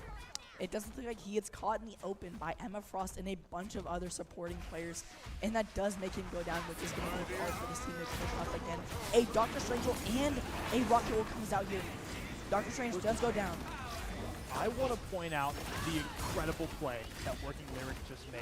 Seeing the Strange ult fly up is something fairly familiar that lots of Strange do. This allows them to propel their movement forward with their Strange ult and get more people than they usually would if they just walked forward at them. They noticed this, realized it could be a telegraphed play, and ulted early. The cast time for Cloak and Dagger's ult makes it extremely difficult to be responsive to aggressive ultimates and cooldowns being used by the other team. They noticed the fly up, immediately hit their ultimate, and was able to keep their entire team alive from the Strange ult. A very well display of Marvel Rivals knowledge from Working Lyric. Excellent job.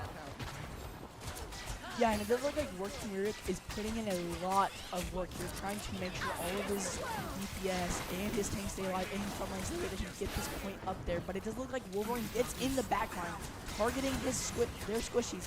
He is on the Thor and MS Frost, sorry. And he is putting in absolute work, charging up that ult, and I think that that's going to be crucial on this last defense.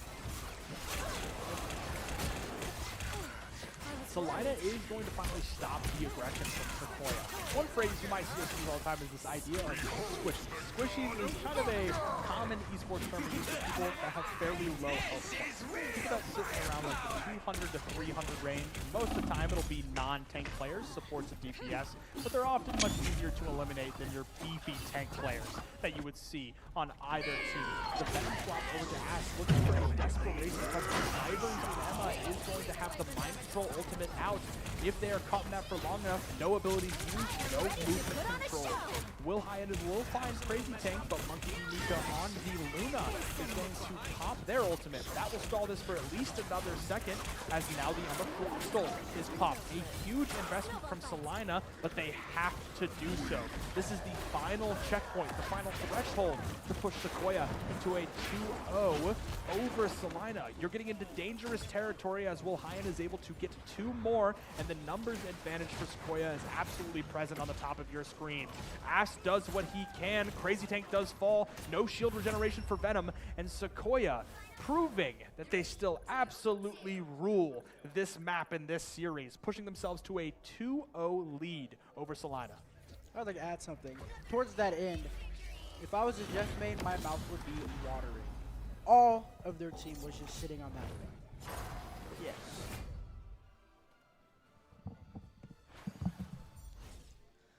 Now, going into this round, what would you expect to happen coming out of both these teams? Oh, it's over?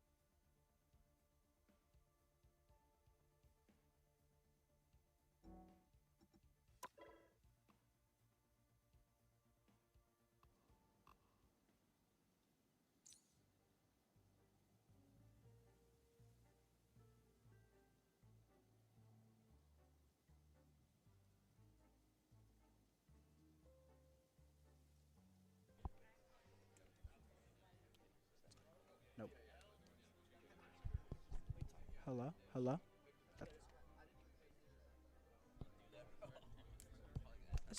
Okay.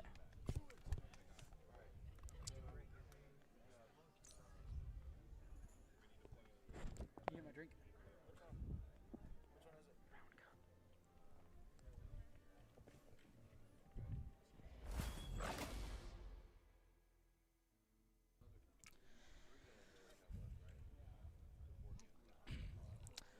Welcome back. Going into round 3, it just like we have a convergence round going on to Symbiotic Surface, and it is a map where you can create bridges by shooting these black gooey spots, and they make great cover, great cutoffs, and great connections.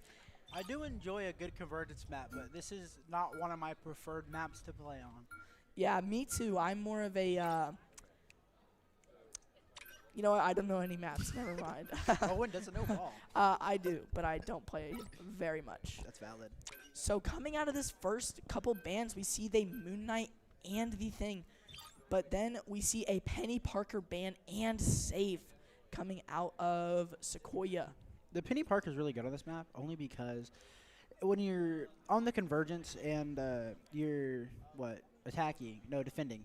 If you're defending on this convergence map, the spider mines on where the attackers walk up, you can just put many spider mines, and it is just golden.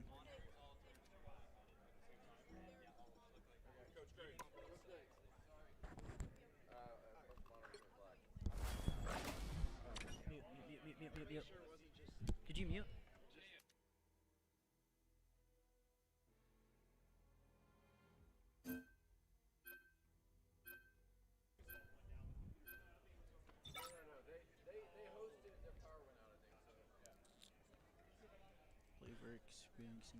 We will be taking a pause here for both Siege and Marvel Rivals. We have a technical issue, and that will be solved pretty shortly.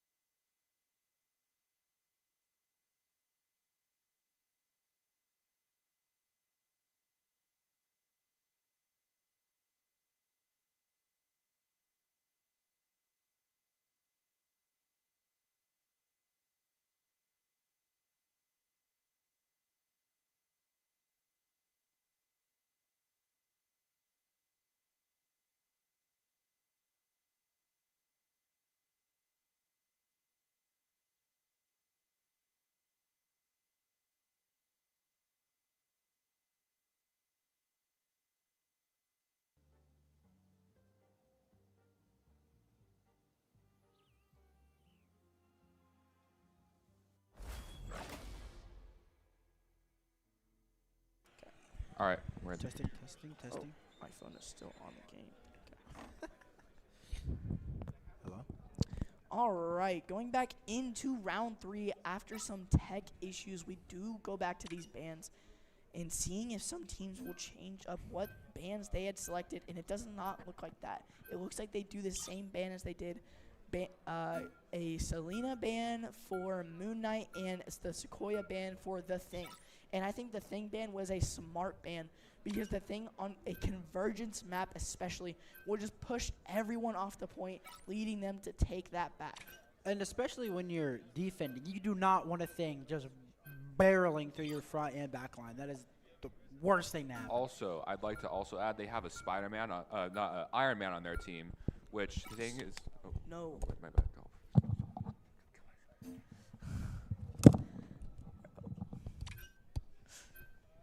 Anyway, it does look like another ban coming out of Sequoyah is the Hella, which we did not see before, and I'm not surprised by that ban at all. Hella, I'm saying Hella Namor team up is absolutely disgusting. You do not want to go against it, especially if you are defending on this map.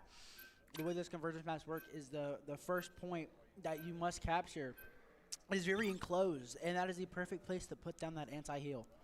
Yes, and it does look like they end up saving the Iron Man, and the Salina ban coming out there is Magneto and the Rocket, which I am not surprised at all. That Magneto has been working the front. Same with the Rocket on those revives and those respawns. Indeed. And just like another ban coming out of Salina is the Thor, and Thor has been absolutely working.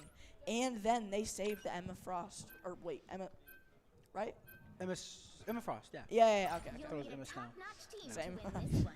But Thor works just like a Thing. And again, you do not want this aggression coming from.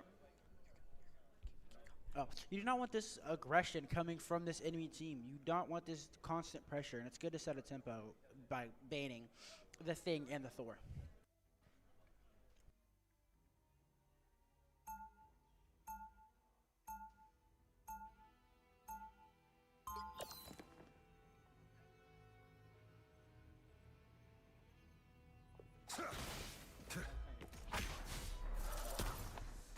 All right, going back into this game, I'm seeing a lot of similar and different comps coming out of both teams here, and I'm wondering how this is going to play out throughout the match, especially with the retakes on the point and also the way that they will be able to push the defenders into their spawn.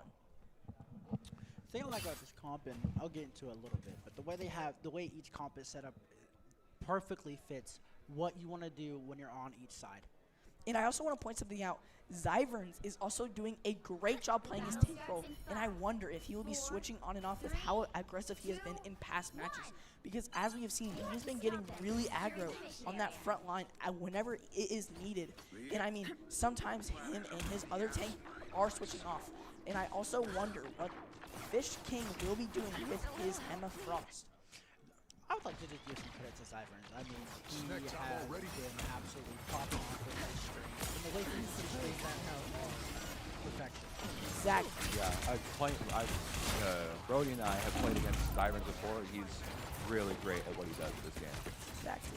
And we do see the first code coming out. Sequoyah gets the pick on Emma Frost, which is going to be crucial for Salina to get on point here because Emma Frost was putting work using her shield to push up against Sequoyah. I'd like to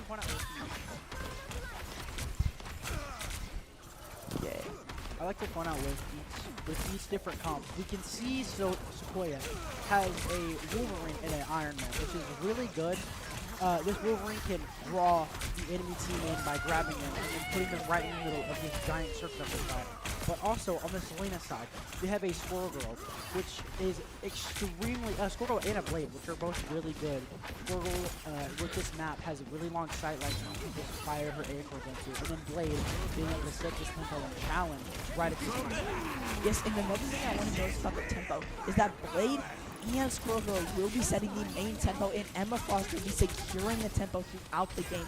Another thing, Asps has been playing a lot of tank, and now he is back to his DPS, and I think that is great for him. He's very mechanically good, and I want to see what he can do with this Squirrel Girl. It is amazing when you watch two the way like you can watch these players switch on and off. As you can see, the supports on Salina swapping from support to DPS and then back to support. It is crazy with their mechanics.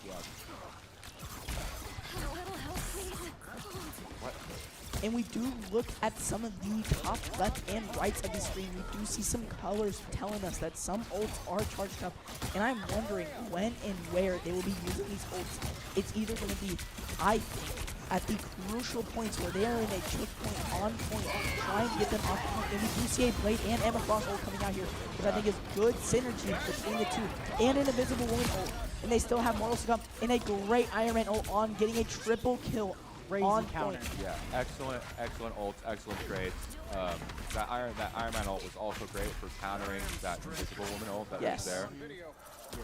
If I was Salina, what I would do with this Emma and this Blade ult is I would pop my Emma ult, wait for their team to get mind control to where they can't move, then I would use my Blade ult and then just demolish all of them. Yes, and I think that was the goal, but I think it was executed a little poorly on Salina's side because they popped both ults almost at the same time, so it didn't give Emma Frost enough time to get them all mind control.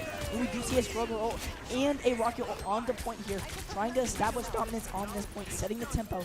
But it does look like Emma Frost is targeting Dark Strange in the air, and Penny Parker's just extending herself on point. And we see a couple of ults charged up here, but if we look at Salina, the ult charge up is very minimal, and I think that that is going to be a very bad part about Salina here. But they do end up taking the point and pushing it even farther, making Sequoyah retreat. I feel like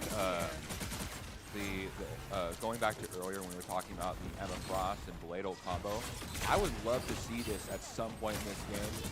I would love to see that be successfully pulled off.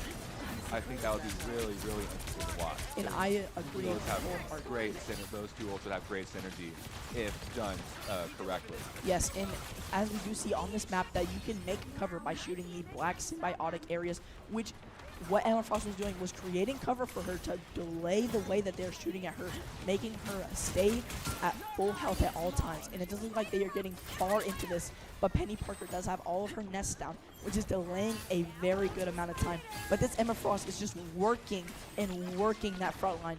And their squishies, also known as supports, are doing a fantastic job by keeping her alive. And this Blade is just waiting for that perfect moment to strike. And we do see a couple ults charged up, especially for Sequoyah, and I wonder how they are going to use these to get on the point. Yes, so one thing, Rogo ult comes out from Asps. And a Penny Girl ult. Penny Parker. Another Invisible Woman and another amazing Oh string my ult. gosh, Wow. that Right takes in the out middle of their team. That all Iron of Man Salina. ult was incredible. That was insane. Oh my gosh. Incredible. That Wow. was great communication from Zyverns to get them in that Invisible Woman ult, making her ult, to then jump in there, pop his ultimate, and Iron Man putting it straight there, making a great big DPS fireball, which would just eliminate any team. But we do see that Sequoyah used a lot of their ults, and Salina still has a good amount to get back in this fight. Although I would like to mention, Sequoyah still has a few of their own ults as well. I think we're kind of going. I think they're kind of being matched. Wolverine just used his ult. Here we see Blade using his ultimate ability. Yes, and we do see that their tanks are working up front very well, especially the Penny Parker. And Emma Frost does go down to a bunch of their players from Sequoyah, and I think that is going to be hard for them to take back this space that they have currently lost. Which is one thing, with the way Sequoiah's comp playing, Salina does not want to be too aggro. Because if they are, they're going to get caught in those penny webs and they're going to be a bad team. Yes, I agree, because this Blade is just going to try to keep setting the tempo to a fast pace, but I don't think he can do that at all. And we see a Scroll ult come out here on the point, which I think is a great move, and a Rocket ult as well. This should be a, and what a good Moon Knight ult. That was incredible. Sequoyah gets, Salina takes all of them down. That is crazy. Incredible push from Salina. Salina is on that kind of timing tonight. They are saying, we want this dub. We want to come back with this win. And we do see a couple of comp changes. I'm not going to list any yet, but they are some good changes just to try to get onto point. But it does look like this Moon Knight and Squirrel Girl are going to be putting a lot of work on. If this Moon Knight can get arcs on, he can charge up his ult very fast. An Invisible Wind ult coming out. And And Luna. Luna Snow ult coming out too, which is perfectly good ults because in Invisible Woman ult, you get slowed down, but then the Luna Snow is there to just to keep you guys up. And the Emma Frost ult comes out as well. We do see a couple more ults here and there as well. Another Squirrel Girl ult, that is insane. This Zybrans goes down. Yeah, support Hard ult. fight. Sorry, you continue. That was it. Support those two classic support ults. Support ults are very interesting in this game. A lot more powerful than they are in a lot of other hero shooter type of games. Overwatch. Support ults are some of the best in the game.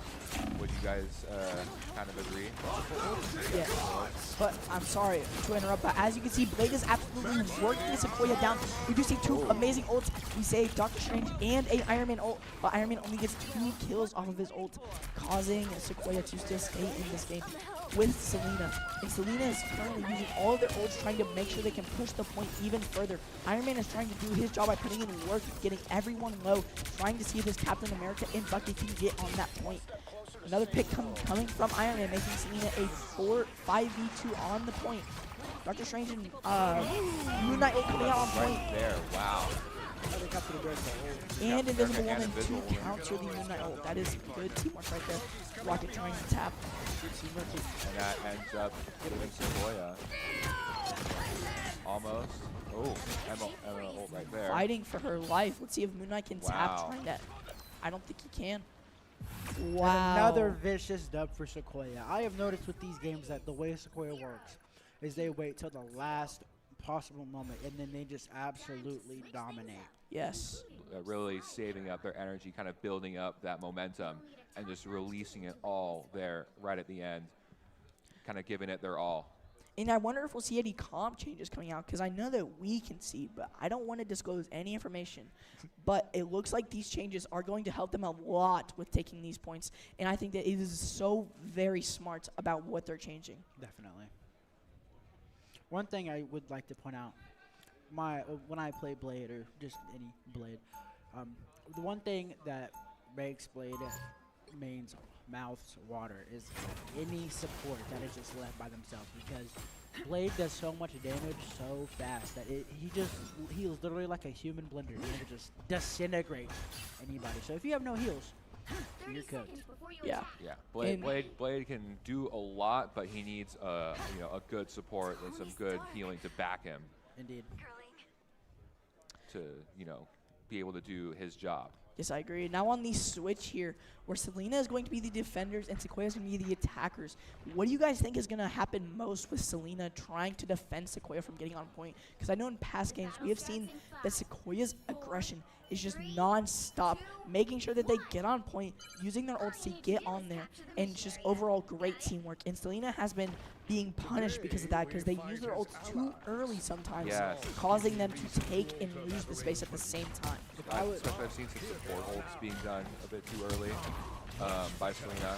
That can, especially those are the ults you really don't want to do early, as with other ults, but that can be a round or a fight that ult being early will cost you.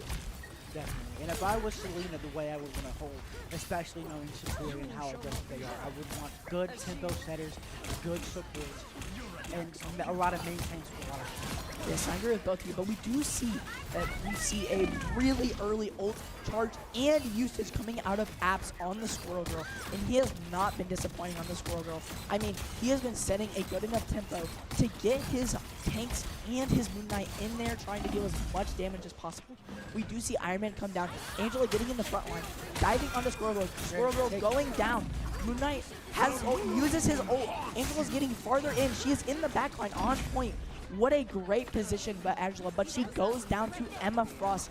Again, Fish King is a very good tank player. We have seen him a lot in this game, and he has been putting in work in that front line. That is the kind of aggression I love to see, especially on this map. Aggression is key, and that's why you want to have a bunch of aggressive setters. a bunch of ways to shut down set aggressive. Yes, and we do see Zyvern is off of his Doctor Strange, which I do think is a good and bad plan because his Doctor Strange is immaculate. But I want to see what he can do and put in work with his Emma Frost. But we do see the Emma Frost and the Angela combo with the Iron Man and Wolverine. And then Luna Frost and Invisible Woman, one of two of the best supports in the game. And ults, yes, thank you for pointing that out. We do see a Rocket ult come out and a Moon Knight ult. Very good ult usage. And a Emma Frost ult too. Wow, this is great. A lot of abilities being kind of thrown at each other at the same time. And I'd like to point out that Rocket, the moment that Moon Knight hit that Rocket, hit his Q and just shut it down completely. Yes, we do see Sequoyah finally taking the point here from Salina, which I am not too surprised about. I mean, they have been very aggressive in this thing, setting enough tempo to get them on point. We do see Iron Man, Angela, and Wolverine pushing up, making sure that Emma Frost knows what she needs to be doing, knows where she needs to be assisting from, and that Wolverine is just doing work charging his rage, which I think is another good point to point out. That Wolverine is doing work charging up his rage, making sure his Emma Frost can get these easy and free picks coming out here. And I think I love the Wolverine pick here because the only problem that you have with Blade is the fact that he cannot pull. And the good thing about Wolverine is not only can he build up his rage, not only can he do a bunch of damage, but he can also pull enemies into your team for you to just shred. Yeah, So Wolverine's great at closing distance really quickly. Yes. Like you can get near opponents, get them into your guys' space and just immediately shred. We do see here that Salina is able to stop Sequoyah. Another Squirrel Girl ult coming out of Salina. We do have a couple more ults charged up, ready to be used to stop them from getting on this point. And I think Salina will be using these ults very costly to make sure that they keep this point. And I only think that these ults will be... Oh, a Rocket ult and a Moonlight ult coming out at the same exact time. Very good. And it looks like it is a 5v5 on point. So Sequoyah, another Sequoyah player goes down there. Emma Frost and their Luna Snow back in spawn. Same with their Iron Man. Salina absolutely doing good work, making sure to keep this point established here, saying, hey, this is our point. It's not moving anymore. And again, I love to see how this Rocket and I love to see the communication between teams on this. This Rocket is saying, hey, I'm saving my ult for this Moonlight ult, and that is really supposed to always communicate. Yes, and I agree, very much so. Those support ults need to be timed. It is a necessity. And Iron Man does find the respawn station, which is very crucial. A Squirrel Girl and an Invisible Woman and a Luna Snow ult comes out here from both teams. And a Magneto ult charged to full thrown does not connect at all. That is very sad. If I see that from my Magneto, I am shedding a tear. Oh, yes. Salina does get a pick on Angela and Invisible Woman, pushing Sequoyah back even farther. Salina is doing really well on their defensive work. I think they have adjusted very well to how Sequoyah plays with their aggression style. And I think that is helping them a lot here, securing this point. It definitely is. Being able to recognize and adapt to the way other people play. Another Rocket and Moonlight ult coming out at the same time, and Emma Frost. Oh my Oh god. my goodness. The ult usage on Salina is crazy, and Invisible Woman coming out to keep the Sequoyah team alive. This is gonna be a tough situation. Venom is out, so their only tank is Zyvern's back on with Doctor Strange, which is one of his best tanks, I personally would say. 100%. I like to see the So far, Zyvern so far seems to be doing well, as per usual, on Strange. And As it I looks like said before, Sequoyah he's great. does grab the point. Yeah. I love to see this name war swap. Because Yes. Oh, we okay, experienced we have some a technical difficulties again. pause, believe. perhaps? Um, Or we... Is our replay... Hold on. just give it a minute. Yeah.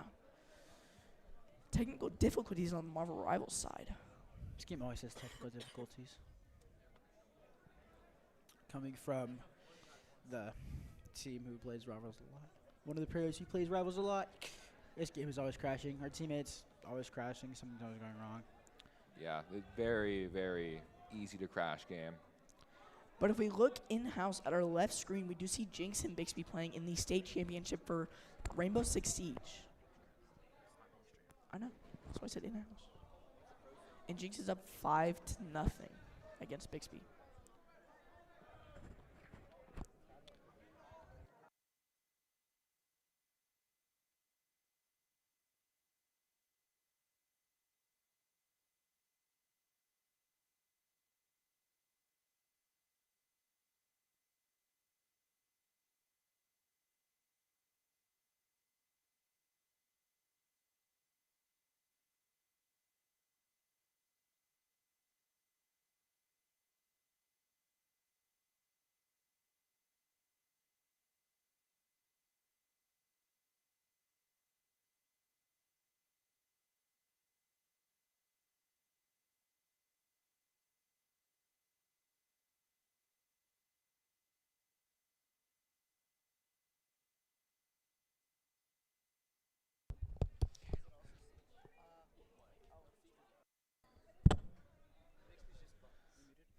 I'm not. We are having some technical.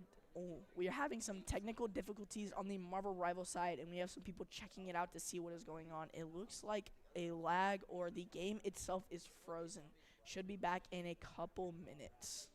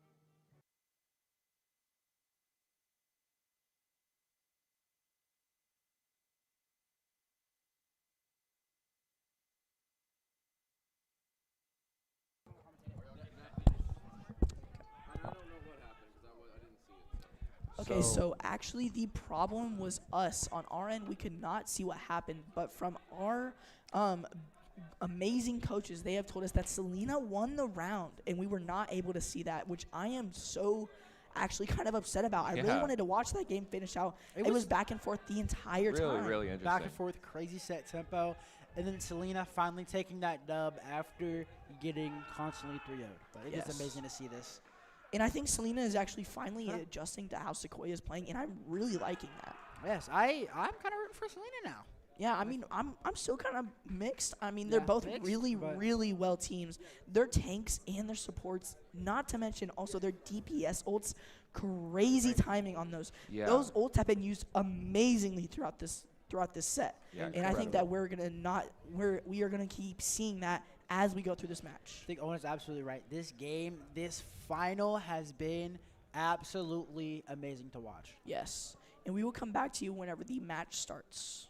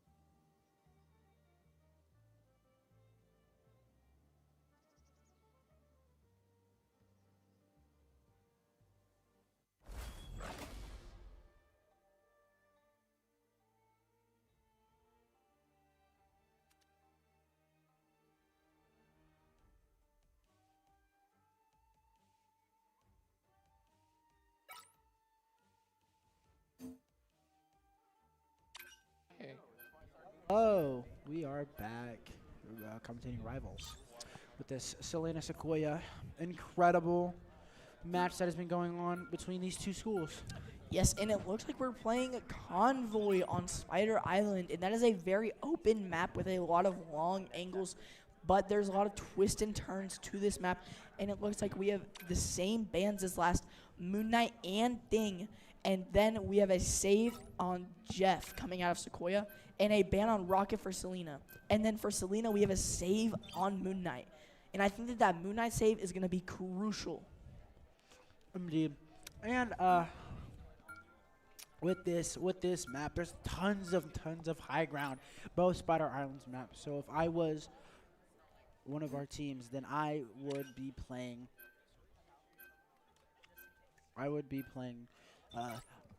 heroes with hit scan or long sight lines, or characters who have a high mobility to sit on top of these rooftops and just poke at the enemy team.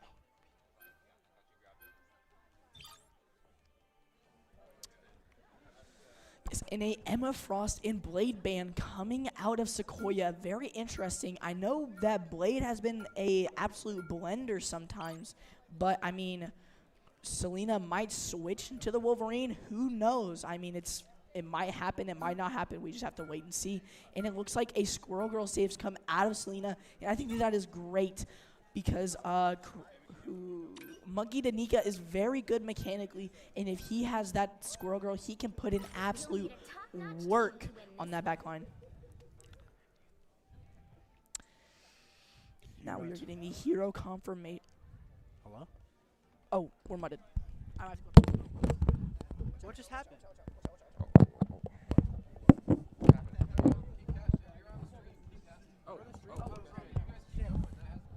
Test?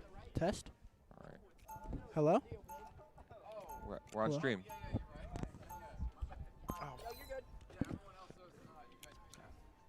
Lost one of our commentators, but me and my other commentator still here. Yeah. She is there. We got a All shield, right. Tandy. Salina makes Let's a pop back up under push to their the point. noses. My time 30 seconds before you attack. Get ready. Your arms are maddening. Not my And now here, conscious. with this map, it's Even also so, good on this maddening. convergence to have this penny, because right here in this kill box, it stops dives from happening. Yeah. All the time on this map. We're on stream. We're streaming. On this map, there is a very good high grounds and places to dip around and then dive into their backline. And that, this pity pick makes it incredibly hard We to need to do. stop that vehicle in its tracks. Oh, I have to go.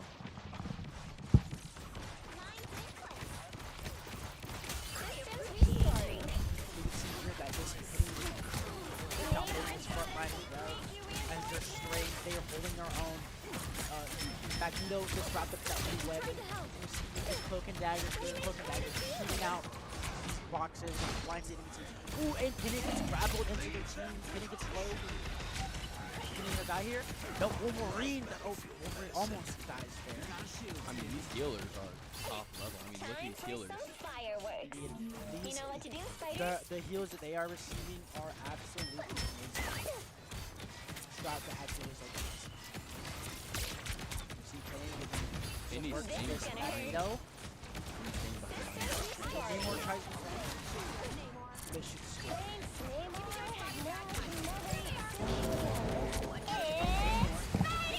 Oh, I am back. Sorry, I had to go get my award for the We're back though. A lot of good ults coming out here. Penny with her. This Penny has been Oh, and Jeff. Jeff ult spitting on his teammates on the point, making sure that they get on there. He might kamikaze off. He spits all of them out because he was a penny, so she cannot get back up there. That is amazing. See, as a Star Wars main, it's not my favorite, but it does bring me a little bit of joy when it just sees people like to grab me and I don't have this. Oh, Look at that, it's so fun. You can see Zyvern's on a bit of a different choice here. Magneto. I noticed Magneto has been playing a tremendous game this entire game. that. Zyvern's usually on this strange pick, and he's been dominating on this range, so it's kind of strange to see him swap onto this Magneto. Now, I have a question, because I haven't played Rivals in a hot second. Does Magneto still have the magic team before he has on this scene? I am not totally sure. I am not well versed Okay. to the tank roles. I'm DPS all the way. I do Okay. not believe he is. Hold on, we have seen a lot of great picks coming out of Sequoyah here. Salina down to 2 people on site. Sequoyah is getting back that site, pushing it forward even farther. The only person there is the Moon Knight trying to sustain himself and running away, but Wolverine catches him last second. I think this Wolverine is going to be crucial to how they defend this site. And Invisible Wolverine comes out onto point. And it looks like they're taking so much space. Oh, a cloak. Oh, Incredible grab by this my Wolverine. God. Grab coming from Wolverine. In the That pit, was he gets shredded. insane. An That was amazing a grab. This tremendous is what play. Wolverine players should strive to be. But Squirrel Girl grabs the Wolverine with her stun. That is another thing about Squirrel Girl. Her stun is so well placed in mechanical players' hands. I think that we're going to see a lot of good Squirrel Girl plays and Wolverine plays coming out of this team. And I think if they can time up the Wolverine pull with the Magneto ult, I think that it would go crazy.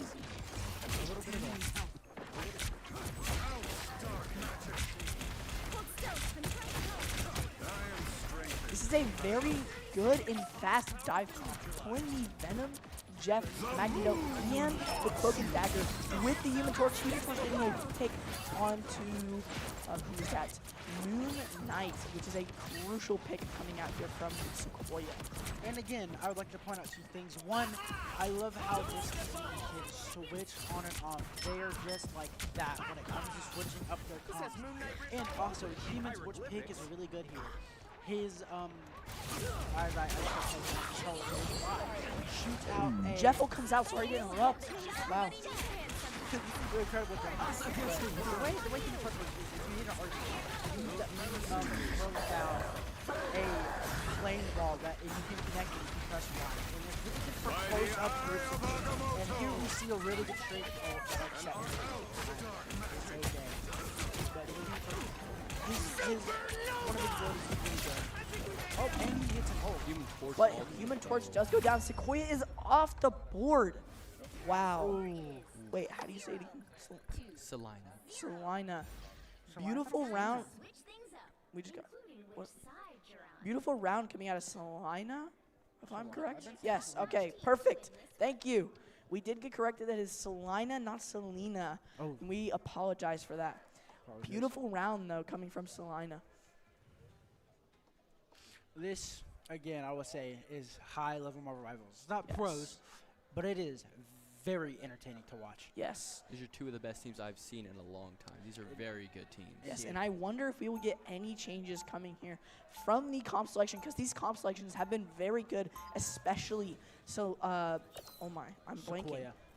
Sequoiah's dive comp is very good. Utilizing that Venom with the with all the other things is just crazy. They've been timing it up so well that it's just picture perfect.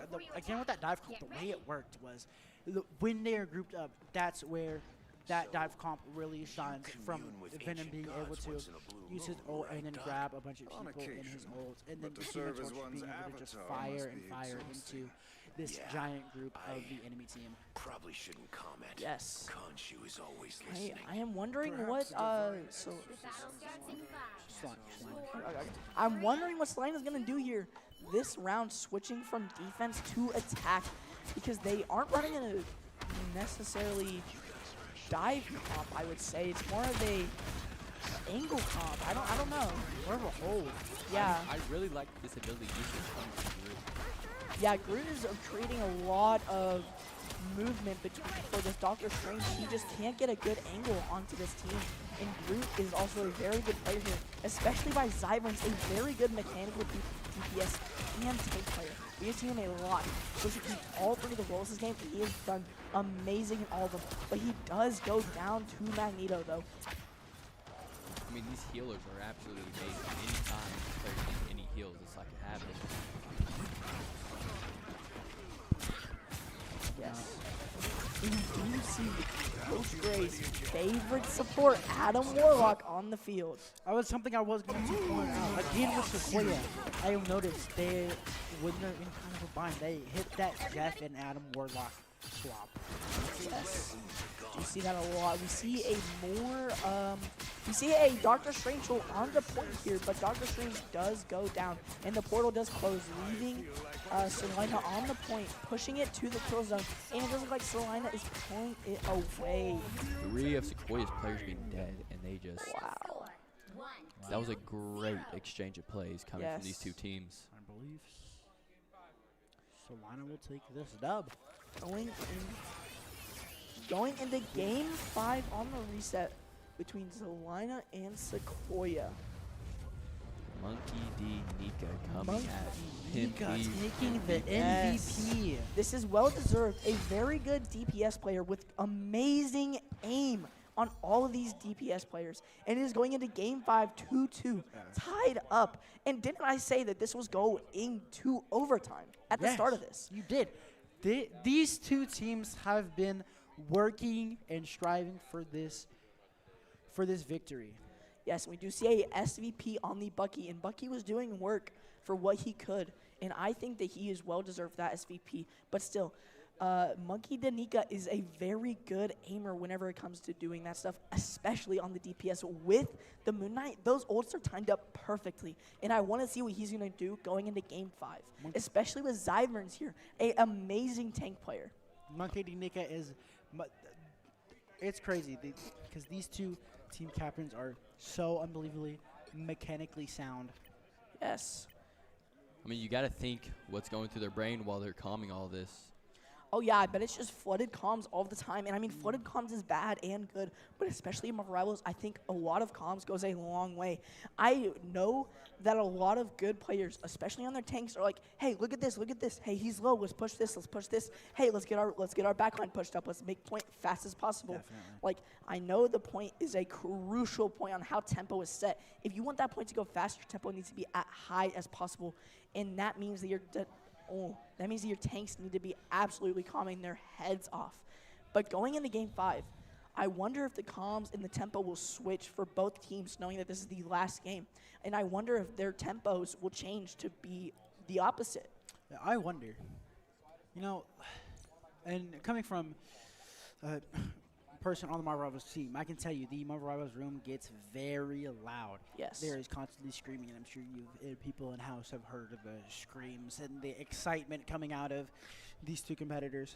Yes, and it is very annoying because I'm on the Siege team at Norman North, and the Marvel Rivals team at Norman North gets very loud, and it is very annoying. Thank you for calling us I out, can Owen. concur. I can concur. Yes. I have to sit right next to Oh, them. and we have a game crash, it says. All right. I think that is enough out of us until the game starts. So we will see you guys at game start.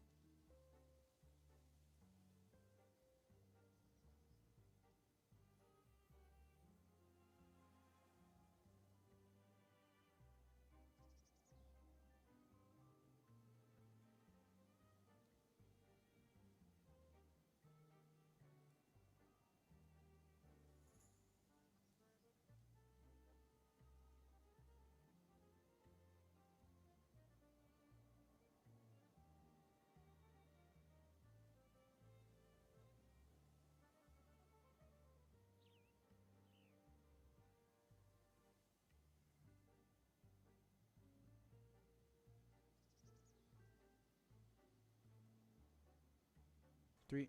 Oh. All right, so going into this game, I want to talk about Rayway70 and how he's been such a good support player this entire game. Do you have anything you want to say about that? Dude, okay.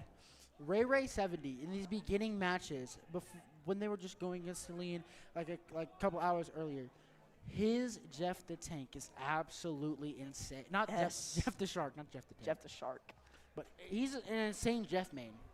Yes, I agree. Anything, Devin? I mean, he's just been getting a ton of great picks and great heals going off in this game. I've seen him use his ult to the highest ability. I've seen him get multiple kills, multiple picks with his ults. I've seen him use his ability very nice, and I think overall he's just a very good player. Now, another play I want to talk about is Apps. He has been very good mechanically and very good comms. I have been hearing a lot about from both of the players on each side of the room, and they sound so I don't know, mechanically sound locked. They are calming to their team. Overall, both of these teams are stacked with amazing players. And I just wanted to say that about Apps. You guys have anything to add on to that? I mean, once we take these headphones off, you can hear them screaming in the comms. I mean, Oh, yeah. these are very good comms you can hear. Very good comms. This room is full of excitement. That's all I can say. Yes. And this is a very close match. Intense, very real on the edge of your seat. So coming out of both schools here, we see that Sequoyah and Salina both ban the Moon Knight, and Sequoyah saves the Thor. I think that is very good because, as Coach Gray mentioned, the Thor ult is boosted by his momentum. Yes. And so now he can ult onto more people even faster. And then Salina saves the Thing, which we have not seen at all. That's okay. So for this map, though, that is a great pick. Aggression is key for this map, And especially on the convergence. Yes. And I just feel like the Thing and Hulk, both of those tanks are very good tanks on a map like this where aggression is key. Now, I don't know what is going on the other side of the room, but I want to know now. Everyone is screaming. Everyone is celebrating. I want to Genuinely. know. I think somebody just won. Yeah, I A think really so too. important game. Oh my, coming out of Salina, we see the Magneto ban, and then coming, oh wait, I have this all Saving the wrong. penny. Saving And the a penny. ban, and a I think pinch. that's very important. I've seen a lot of great plays coming from Crazy Tank in this matchup. I've seen Yes. a lot of very important plays with that penny. especially on this map. Penny crucial. Yes. And also, we see a Rocket and Cloak and Dagger ban. I think that that is going to be a key part of how this game is going to turn out because both teams have been utilizing the Rocket and Cloak and Dagger very well. And I wonder what both teams are going to switch out those supports for if they have not already switched out already. Indeed. I really want to see like what supports and what healers they might want to take out and how they're going to use them to the fullest extent. We do see that Sequoyah saves the Iron Man. That is great because they have the Thor and Iron Man. Win this one. And on a map like Yes. this where aggression is key, I feel like an Iron Man up in the air would be very nice to have Yes. Goodwill along just to with that sit Thor. there. Just to sit there and pick at their backline and pick at their tanks while this Thor just runs in and absolutely Yes. rips everything out. Now, I am kind of losing my voice, but I'm going to try my best. It's been very hard to commentate with such an exciting game in front of my eyeballs. I mean, I don't know what else to say. This game has been exhilarating. I've never been so more interested in Marvel Rivals than now. This is I going to can't be concur. a great game. Yes. As this game starts, we're waiting for movement, and here we go. Yes. We still have 30 seconds until the game starts, guys. Oh, God. We're moving. Yeah. Salina should 30 move it. seconds Yes. before you attack. Get I'm ready. on the edge of my seat here. Final game, game 5 for the state So, title. you Yes. are the perfect Incredible. human? And I want to see how these comms differ from all the other Time for games, some especially with the fireworks. tempo. You know, especially with the tempo, because as soon as the tempo is set, it's going to be hard to change that tempo, if you guys know what I mean. Oh, and there's I really like the setup we're seeing on the screen right here. Watching all the characters set up. You have to stop them Yep, from and securing the mission area. Technical difficulties have occurred, and it looks like we have another power outage. We will be back shortly.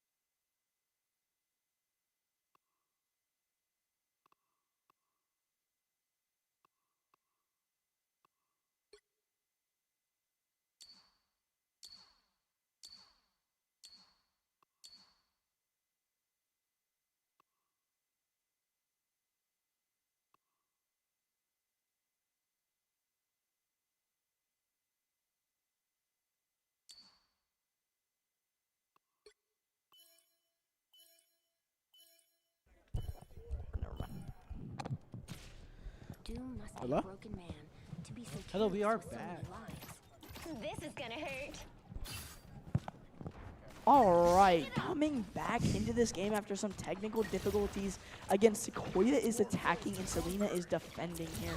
A little bit of a kind of a not so seen occurrence of a Mantis pick. I mean, I've only seen that once. And also, not to mention, we have the Adam Warlock and, or no, we have the Namor and Hella team up where if you kill an enemy player, if it's either Hella or Namor, a zombie squid spawns on their body. And again, this Salina comp, their picks for defense, amazing. This Hella Namor team up is amazing on this map, especially when you're defending, holding that. And I love the pick on holding that kill box so they do not get in. Honestly, their whole comp is amazing. They have the thing who can deliver this shockwave to the front line, the Penny being sure they can't cross said line, and then the Hella and Namor, both hit scan characters, who can just hit and help at the enemy team. Hey, Brody, it's Salina. Yeah, Salina. It's okay. And coming out of Salina, you can see an Invisible Woman on 2 points, delaying Sequoiah's take onto this point here. We just see Invisible Woman going down for Sequoyah. And Namor gets very low. Namor goes down. We see a Penny Parker ult here. And Thing is coming back from spawn. We see a Hella ult, making sure that Salina does not get on point. That was a very good Penny ult for what she could Mantis do. gets picked off by the Thor. Thor was lurking, waiting for that Mantis to come out here. And we do see Sequoyah get on the point. I mean, I really like this Thor pick coming from Sequoyah. I feel like it's really important to have that Thor Iron Man that they did have, that team up. I don't really see why they got rid of the Iron Man, but I think they got rid of the Iron Man mainly because Emma Frost, Emma Frost is being played a lot here, and so I don't think that it would be very useful for Iron Man to be pulled down from the air. Also, if they have the Iron Man, I don't think that they'd be able to run a 2-2-2. I mean, they could still run it, but I think that the Hella Namor team up here is very good, especially since this map has a lot of high and low places. We do see a Thing ult coming out here, stunning most of Salina. We do see an Invisible Woman ult here and a Mantis ult. But I do appreciate the way Sequoyah is delivering this aggressiveness. I do appreciate setting this tempo and asserting Dominance. asserting this dominance. And we do see that Sequoyah has a good amount of ults charged up, but if we look at Salina, we don't see a lot of that. They're all pretty half, and it isn't looking good. Hopefully the Thing can get a lot of charge up here. We do see Sequoyah now taking a take on the point. We do see a Squirrel Girl ult coming out here. Adam Warlock goes down. Namor bubbles up in the air. Thor ult coming out of Sequoyah. Not being able to get any connections. Wait, actually, the Thor ult did get a connection. I really like the way 5v2. Wow. And now Salina is incredibly staggered if this Hella does not die. Yes, and I think Sequoyah is now set to get this first checkpoint. I don't know if Salina should either push up here or stay back, but we don't see any comp changes really. And I don't think that any comp changes are really necessary as of right now. But yeah, I think that everything's being played as perfectly as it could for either teams. Indeed. I just think that Salina is just getting overrun here by their tanks just pushing up. Like, Emma Frost is being so aggressive on the other Emma Frost. But the one thing to note here is that they have the Invisible Woman to where Sequoyah doesn't. So Invisible Woman cannot give her dome, heal, her shield, anything. So I think Sequoyah's at the disadvantage. We do see a Cloak and Dagger ult coming out here from Sequoyah. And Emma Frost ult. And a Mantis ult. Oh my. A lot of ults and a Namor. A lot of ults coming out. Adam Warlock and Invisible Woman ult coming out on point. They're just trying to delay as much as possible. Another Invisible Woman. So important. Wow. This whole section is so linear. Every ult here matters, and aggression also matters. Hit scans, hit clicks, everything.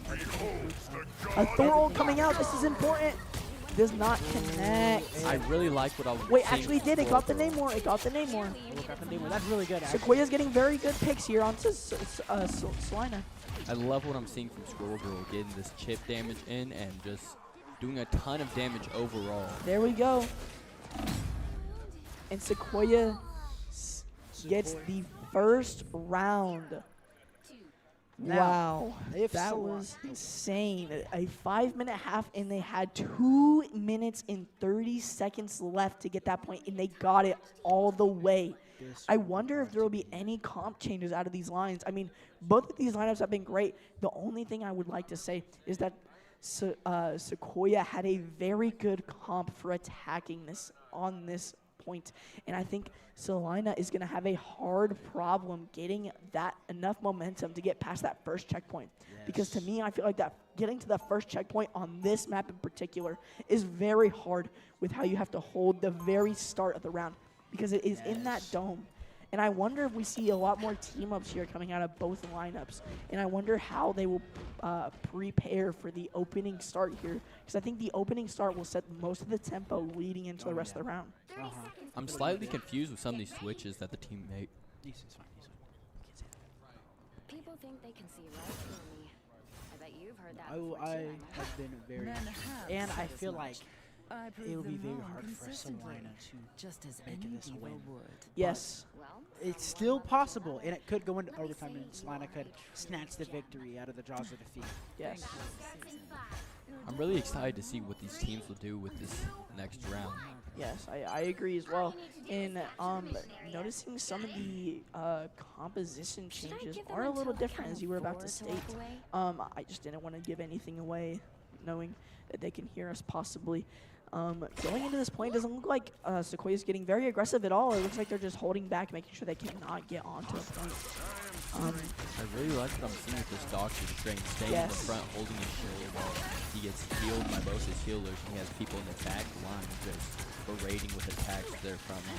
Yes, it does look like Sequoyah gets the first pick onto the thing, leaving Doctor Strange on his own in the front line as a tank.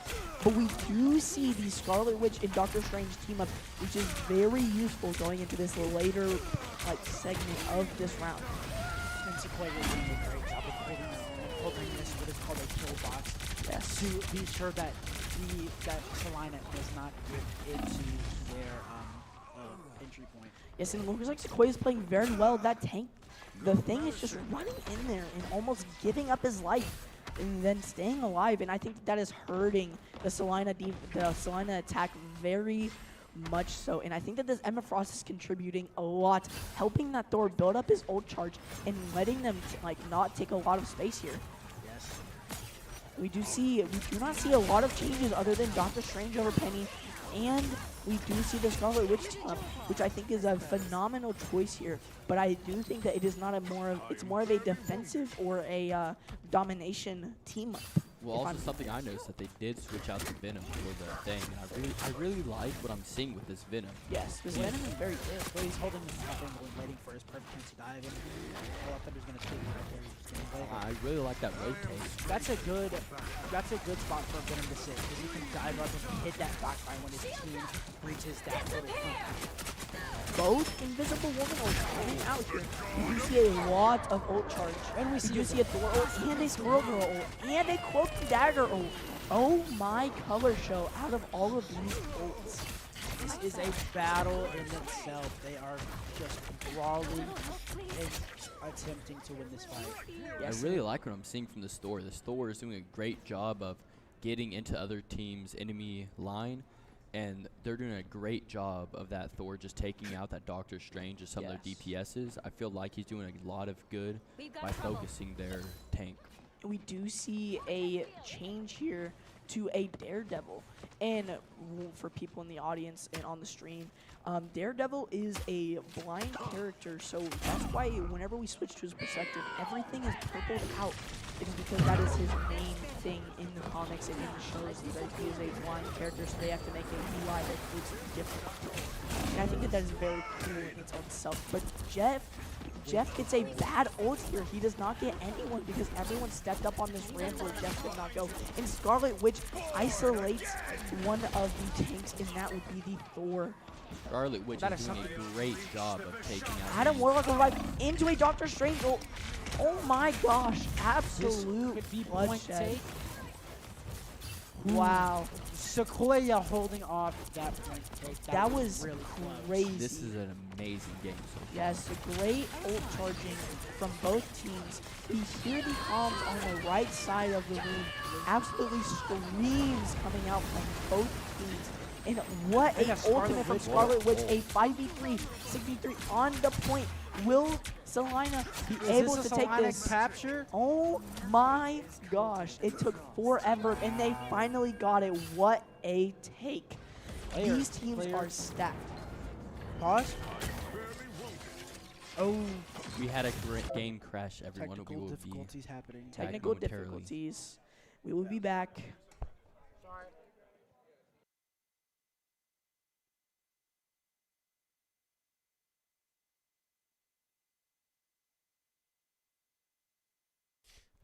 As we wait on this technical difficulty to be sorted out, I wanted to talk a lot about what's going on. We are seeing a lot of changes coming out from Salina, noticing that it's mainly the DPS change. I haven't been seeing a lot of tank or support change, and Sequoyah is just playing their comp to a T. Their Thor is charging up so many ults that he's just keeping that front line back. And same with the Emma Frost. And I feel like the Adam Warlock is also doing its work. He is pushing out so much DPS, so much healing, and I think that Cloak and Dagger is also doing a phenomenal job. And over on the Salina side, the Doctor Strange is not doing as well as he normally does. A really good ult taking the point, though. That was a very good job on his part. But then it was counteracted by that Adam Warlock. Yes, and we do see that Adam Warlock come out, but still, they were able to do it. And we do see that Sequoyah is ready off of their change and Salina, so we will get back into this game fairly soon. In this overtime, we see this could be cap point for Salina to keep this ball rolling. And again, this brings me to my earlier point of Marvel Rivals being a mental game, because you see Sequoyah dump everything, and their voices are probably still unbelievably hoarse from screaming and yelling. Now they have to do this all over again for 2 more minutes. Yes, but one thing to notice, this is the Grand Champ, so if I'm them, I am wanting to get this over with so my voice can recover. Yes. My voice is also dying from commentating this exciting game. And I mean, this game is so exciting. I've never been this involved in Marvel Rivals, I think, in my gaming career. Me neither. And I play Marvel Rivals. Yeah, and I think that this Thor out comes out, and it is amazing. Oh my, Emma Oh Frost my on God, Emma Frost goes down for Salina. Invis ult. Invis ult, Iron Man ult, there's so much going on right now. Invisible Woman ult from Sequoyah, Cloak Dagger ult from Sequoyah. There was only 3 people remaining on Sequoyah's team. Salina has the take here on the point. Can they get this point moving as fast as possible? Thor is putting in absolute work, making sure they can keep them back. That's a great rotate coming from Thor, going back towards his healers. Yes, Make I sure think you that get this that healer. Thor is very smart, and they do bring the Iron Man here, which is going to be hard for Thor to get. The only person that can really attack him is the Invisible Woman and the Adam Warlock. And as we see, oh, Scarlet Witch comes out 1 pick down. Oh my, Salina is getting so many picks. And we have another crash. Oh my gosh. If I I was really Sequoyah, like- I would be unbelievably irritated. at I the would technical be difficulties too. that are happening right now. I really mean- like what we've been seeing from the DPS, how flexible they've been, switching off and on from different characters, and how they've been Yes. able to read and react to that Doctor Strange. That Doctor Strange has been kept at bay from these DPSs, being able to be flexible and switch off, and I really like what we've been seeing from them. Yes, I like that too. And it looks like we're going to get back underway here. And I really hope that this stops, because this game is going to get so exhilarating. And also, one thing to notice, we have seen a lot of ults in the early game, which you don't really see a lot. I mean, the only time you really see this is to get on point, but that's maybe 1 or 2 ults. I mean, both of these teams are giving it all they can just to get on point. So, we do have a disconnect from one of the Sequoyah players. We might take a little bit longer. Also, one thing to notice, their supports are going crazy right now. The amount of support ults I've been having to say is wild. I've seen know. a Cloak and Dagger ult, both Invis ults at the same time. The only problem is Jeff hasn't been able to get his ult to connect. He's been having troubles getting his ult off and capturing that enemy team. But this is where the game will end. These support ults will make or break this game, and I can promise you that. Yes, and I do think that the Squirrel Girl ult is one of the most relied on in the DPS world, especially for Sequoiah's comp, because, no? No. So, I mean, the biggest part of Squirrel Girl ult is being sure that they are in a line. And I mean, on this map, it's amazing. This is why the Squirrel Girl pick is great. For these very linear maps, it is good to have this Squirrel Girl ult that can just shoot down this linear path and just take out this team. But Bruh. also, you can just shoot it. I guess you do bring a good point. You can just shoot the thing. And we have a big back behind the desk eating the apple. Wow. Okay. Anyway, so coming out of apps, we do see a lot of change on his area in the DPS world.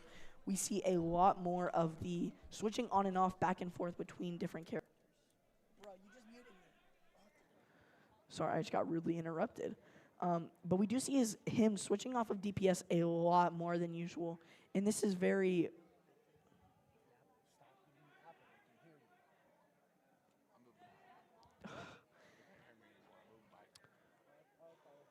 Also, another thing to notice, Monkey D. Nika is on the Scarlet Witch, which is crazy because Monkey D. Nika has been on more of the Hella and Punisher, and I mean just, yeah, more. Is that you? Okay, there. Hello? Okay. Okay.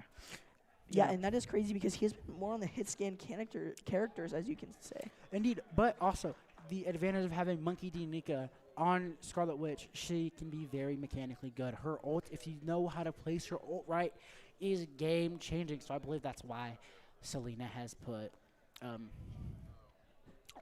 Monkey D. Nika onto the Scarlet Witch. Also, one thing I'd like to point out, both teams banning the Moon Knight, which I think is a great move. Moon Knight has been used a lot, and it has stopped a lot of these convoy pushes. And Indeed. I am surprised it wasn't banned by both teams earlier, but I think that Sequoyah, it was either Sequoyah or Salina, right? Well, Salina, on a map Salina. like this with all these Salina. more Oh, enclosed Salina. spaces, it's really hard for them to have a Moon Knight and be able to get past that. That Moon Knight ability is really important on maps with this enclosed space.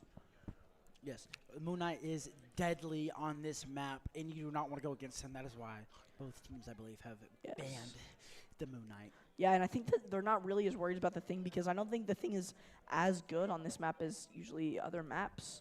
But also, they are running their own team-specific comps, so we don't know what is actually going on in their heads. Like, should we run this comp with the thing? But also, their Doctor Strange and the Thor on either team has been very good throughout this game, especially the Emma Frost. And I'm surprised we haven't seen a lot of Emma Frost bans, especially Yes. coming up from So am other I. teams. Emma Frost has been really important in this series of games, and I feel like Emma Frost has cut off a lot of the ability to use more characters like Iron Man and Ultron.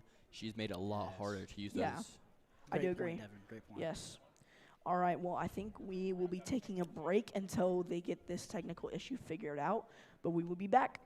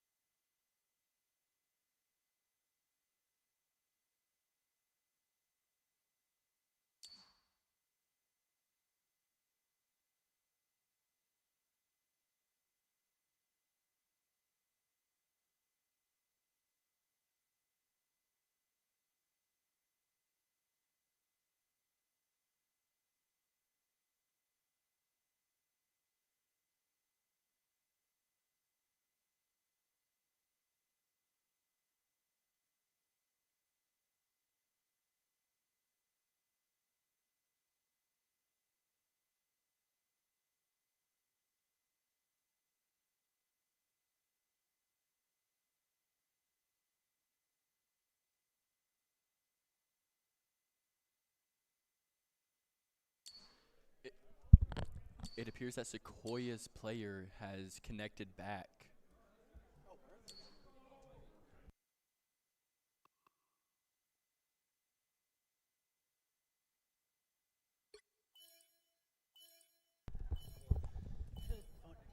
We're getting back into the game, but it appears that Sequoyah has to take it back. But we Sequoyah are has back. one person on.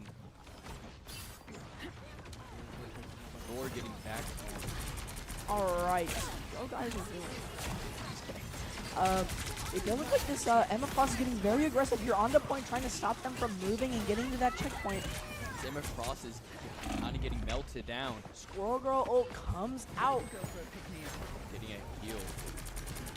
Getting Doctor Strange in the air. Emma Frost gets that pick. Wow, Sequoyah doing work, but they did reach that checkpoint. I don't know if this, Salina is going to be doing very good here. They are coming up for a counter push. Thor's doing work. Thor gets a pick onto Scarlet Witch, which is going to be crucial because her team up is very overpowered. Thor got the flank on this Sneak squishy. behind. Oh my gosh. What a play. pitch! What? What a Wow. pitch! Emma Frost ult comes out. Emma Frost ult for the Thor pinch into set. Thor This is barely crazy. living. Thor having his ult. Thor got killed by- Thor dies. Thor gets Thor saved. dies doing a lot of the work. Ray 70 coming out with the Doctor cloak ult. Strange getting surrounded, and he just gets picked. Good cloak ult from Ray 75, getting Salina off their point. One thing I'd like to notice, we have not talked about this player at all. Working Lyric, the Invisible Woman, is a very good healer. He has been a staple throughout this whole game, making sure his team is good on the front line, keeping them healed, keeping the other team back off point. Working Lyric is a boss at Invisible Woman. Yes, We have a I Squirrel Girl agree. ult coming out here. Sorry to interrupt. Working Lyric with the ult. Doctor Strange ult coming Cancelled. out here. Oh my gosh, canceled. Emma Working Lyric heals. Oh my The god. Doctor Strange. Oh my wow. Emma It's too Frost much. is just. Tony Stark once. This is the real Sequoyah battle. This is the classic Sequoyah we see That's all him. day. Get that vehicle moving again. We now see a Doctor Strange portal coming out. Doctor Strange on to They point, don't realize jumping they through. all drop down Oh on top. my gosh, Invisible Woman ult coming out. Scarlet Witch ult coming out as well. Thor ult coming out, does not connect. Scarlet killing the Thor. Adam Warlock reviving Thor using his ultimate ability. Doctor Strange is doing a great job of being on that front line defending his teammates. Wow, killing the Invisible Woman in the back line. Adam Warlock that Emma doing Frost. work. That Thor, he's just. Just Squirrel shredding. Girl doing work again.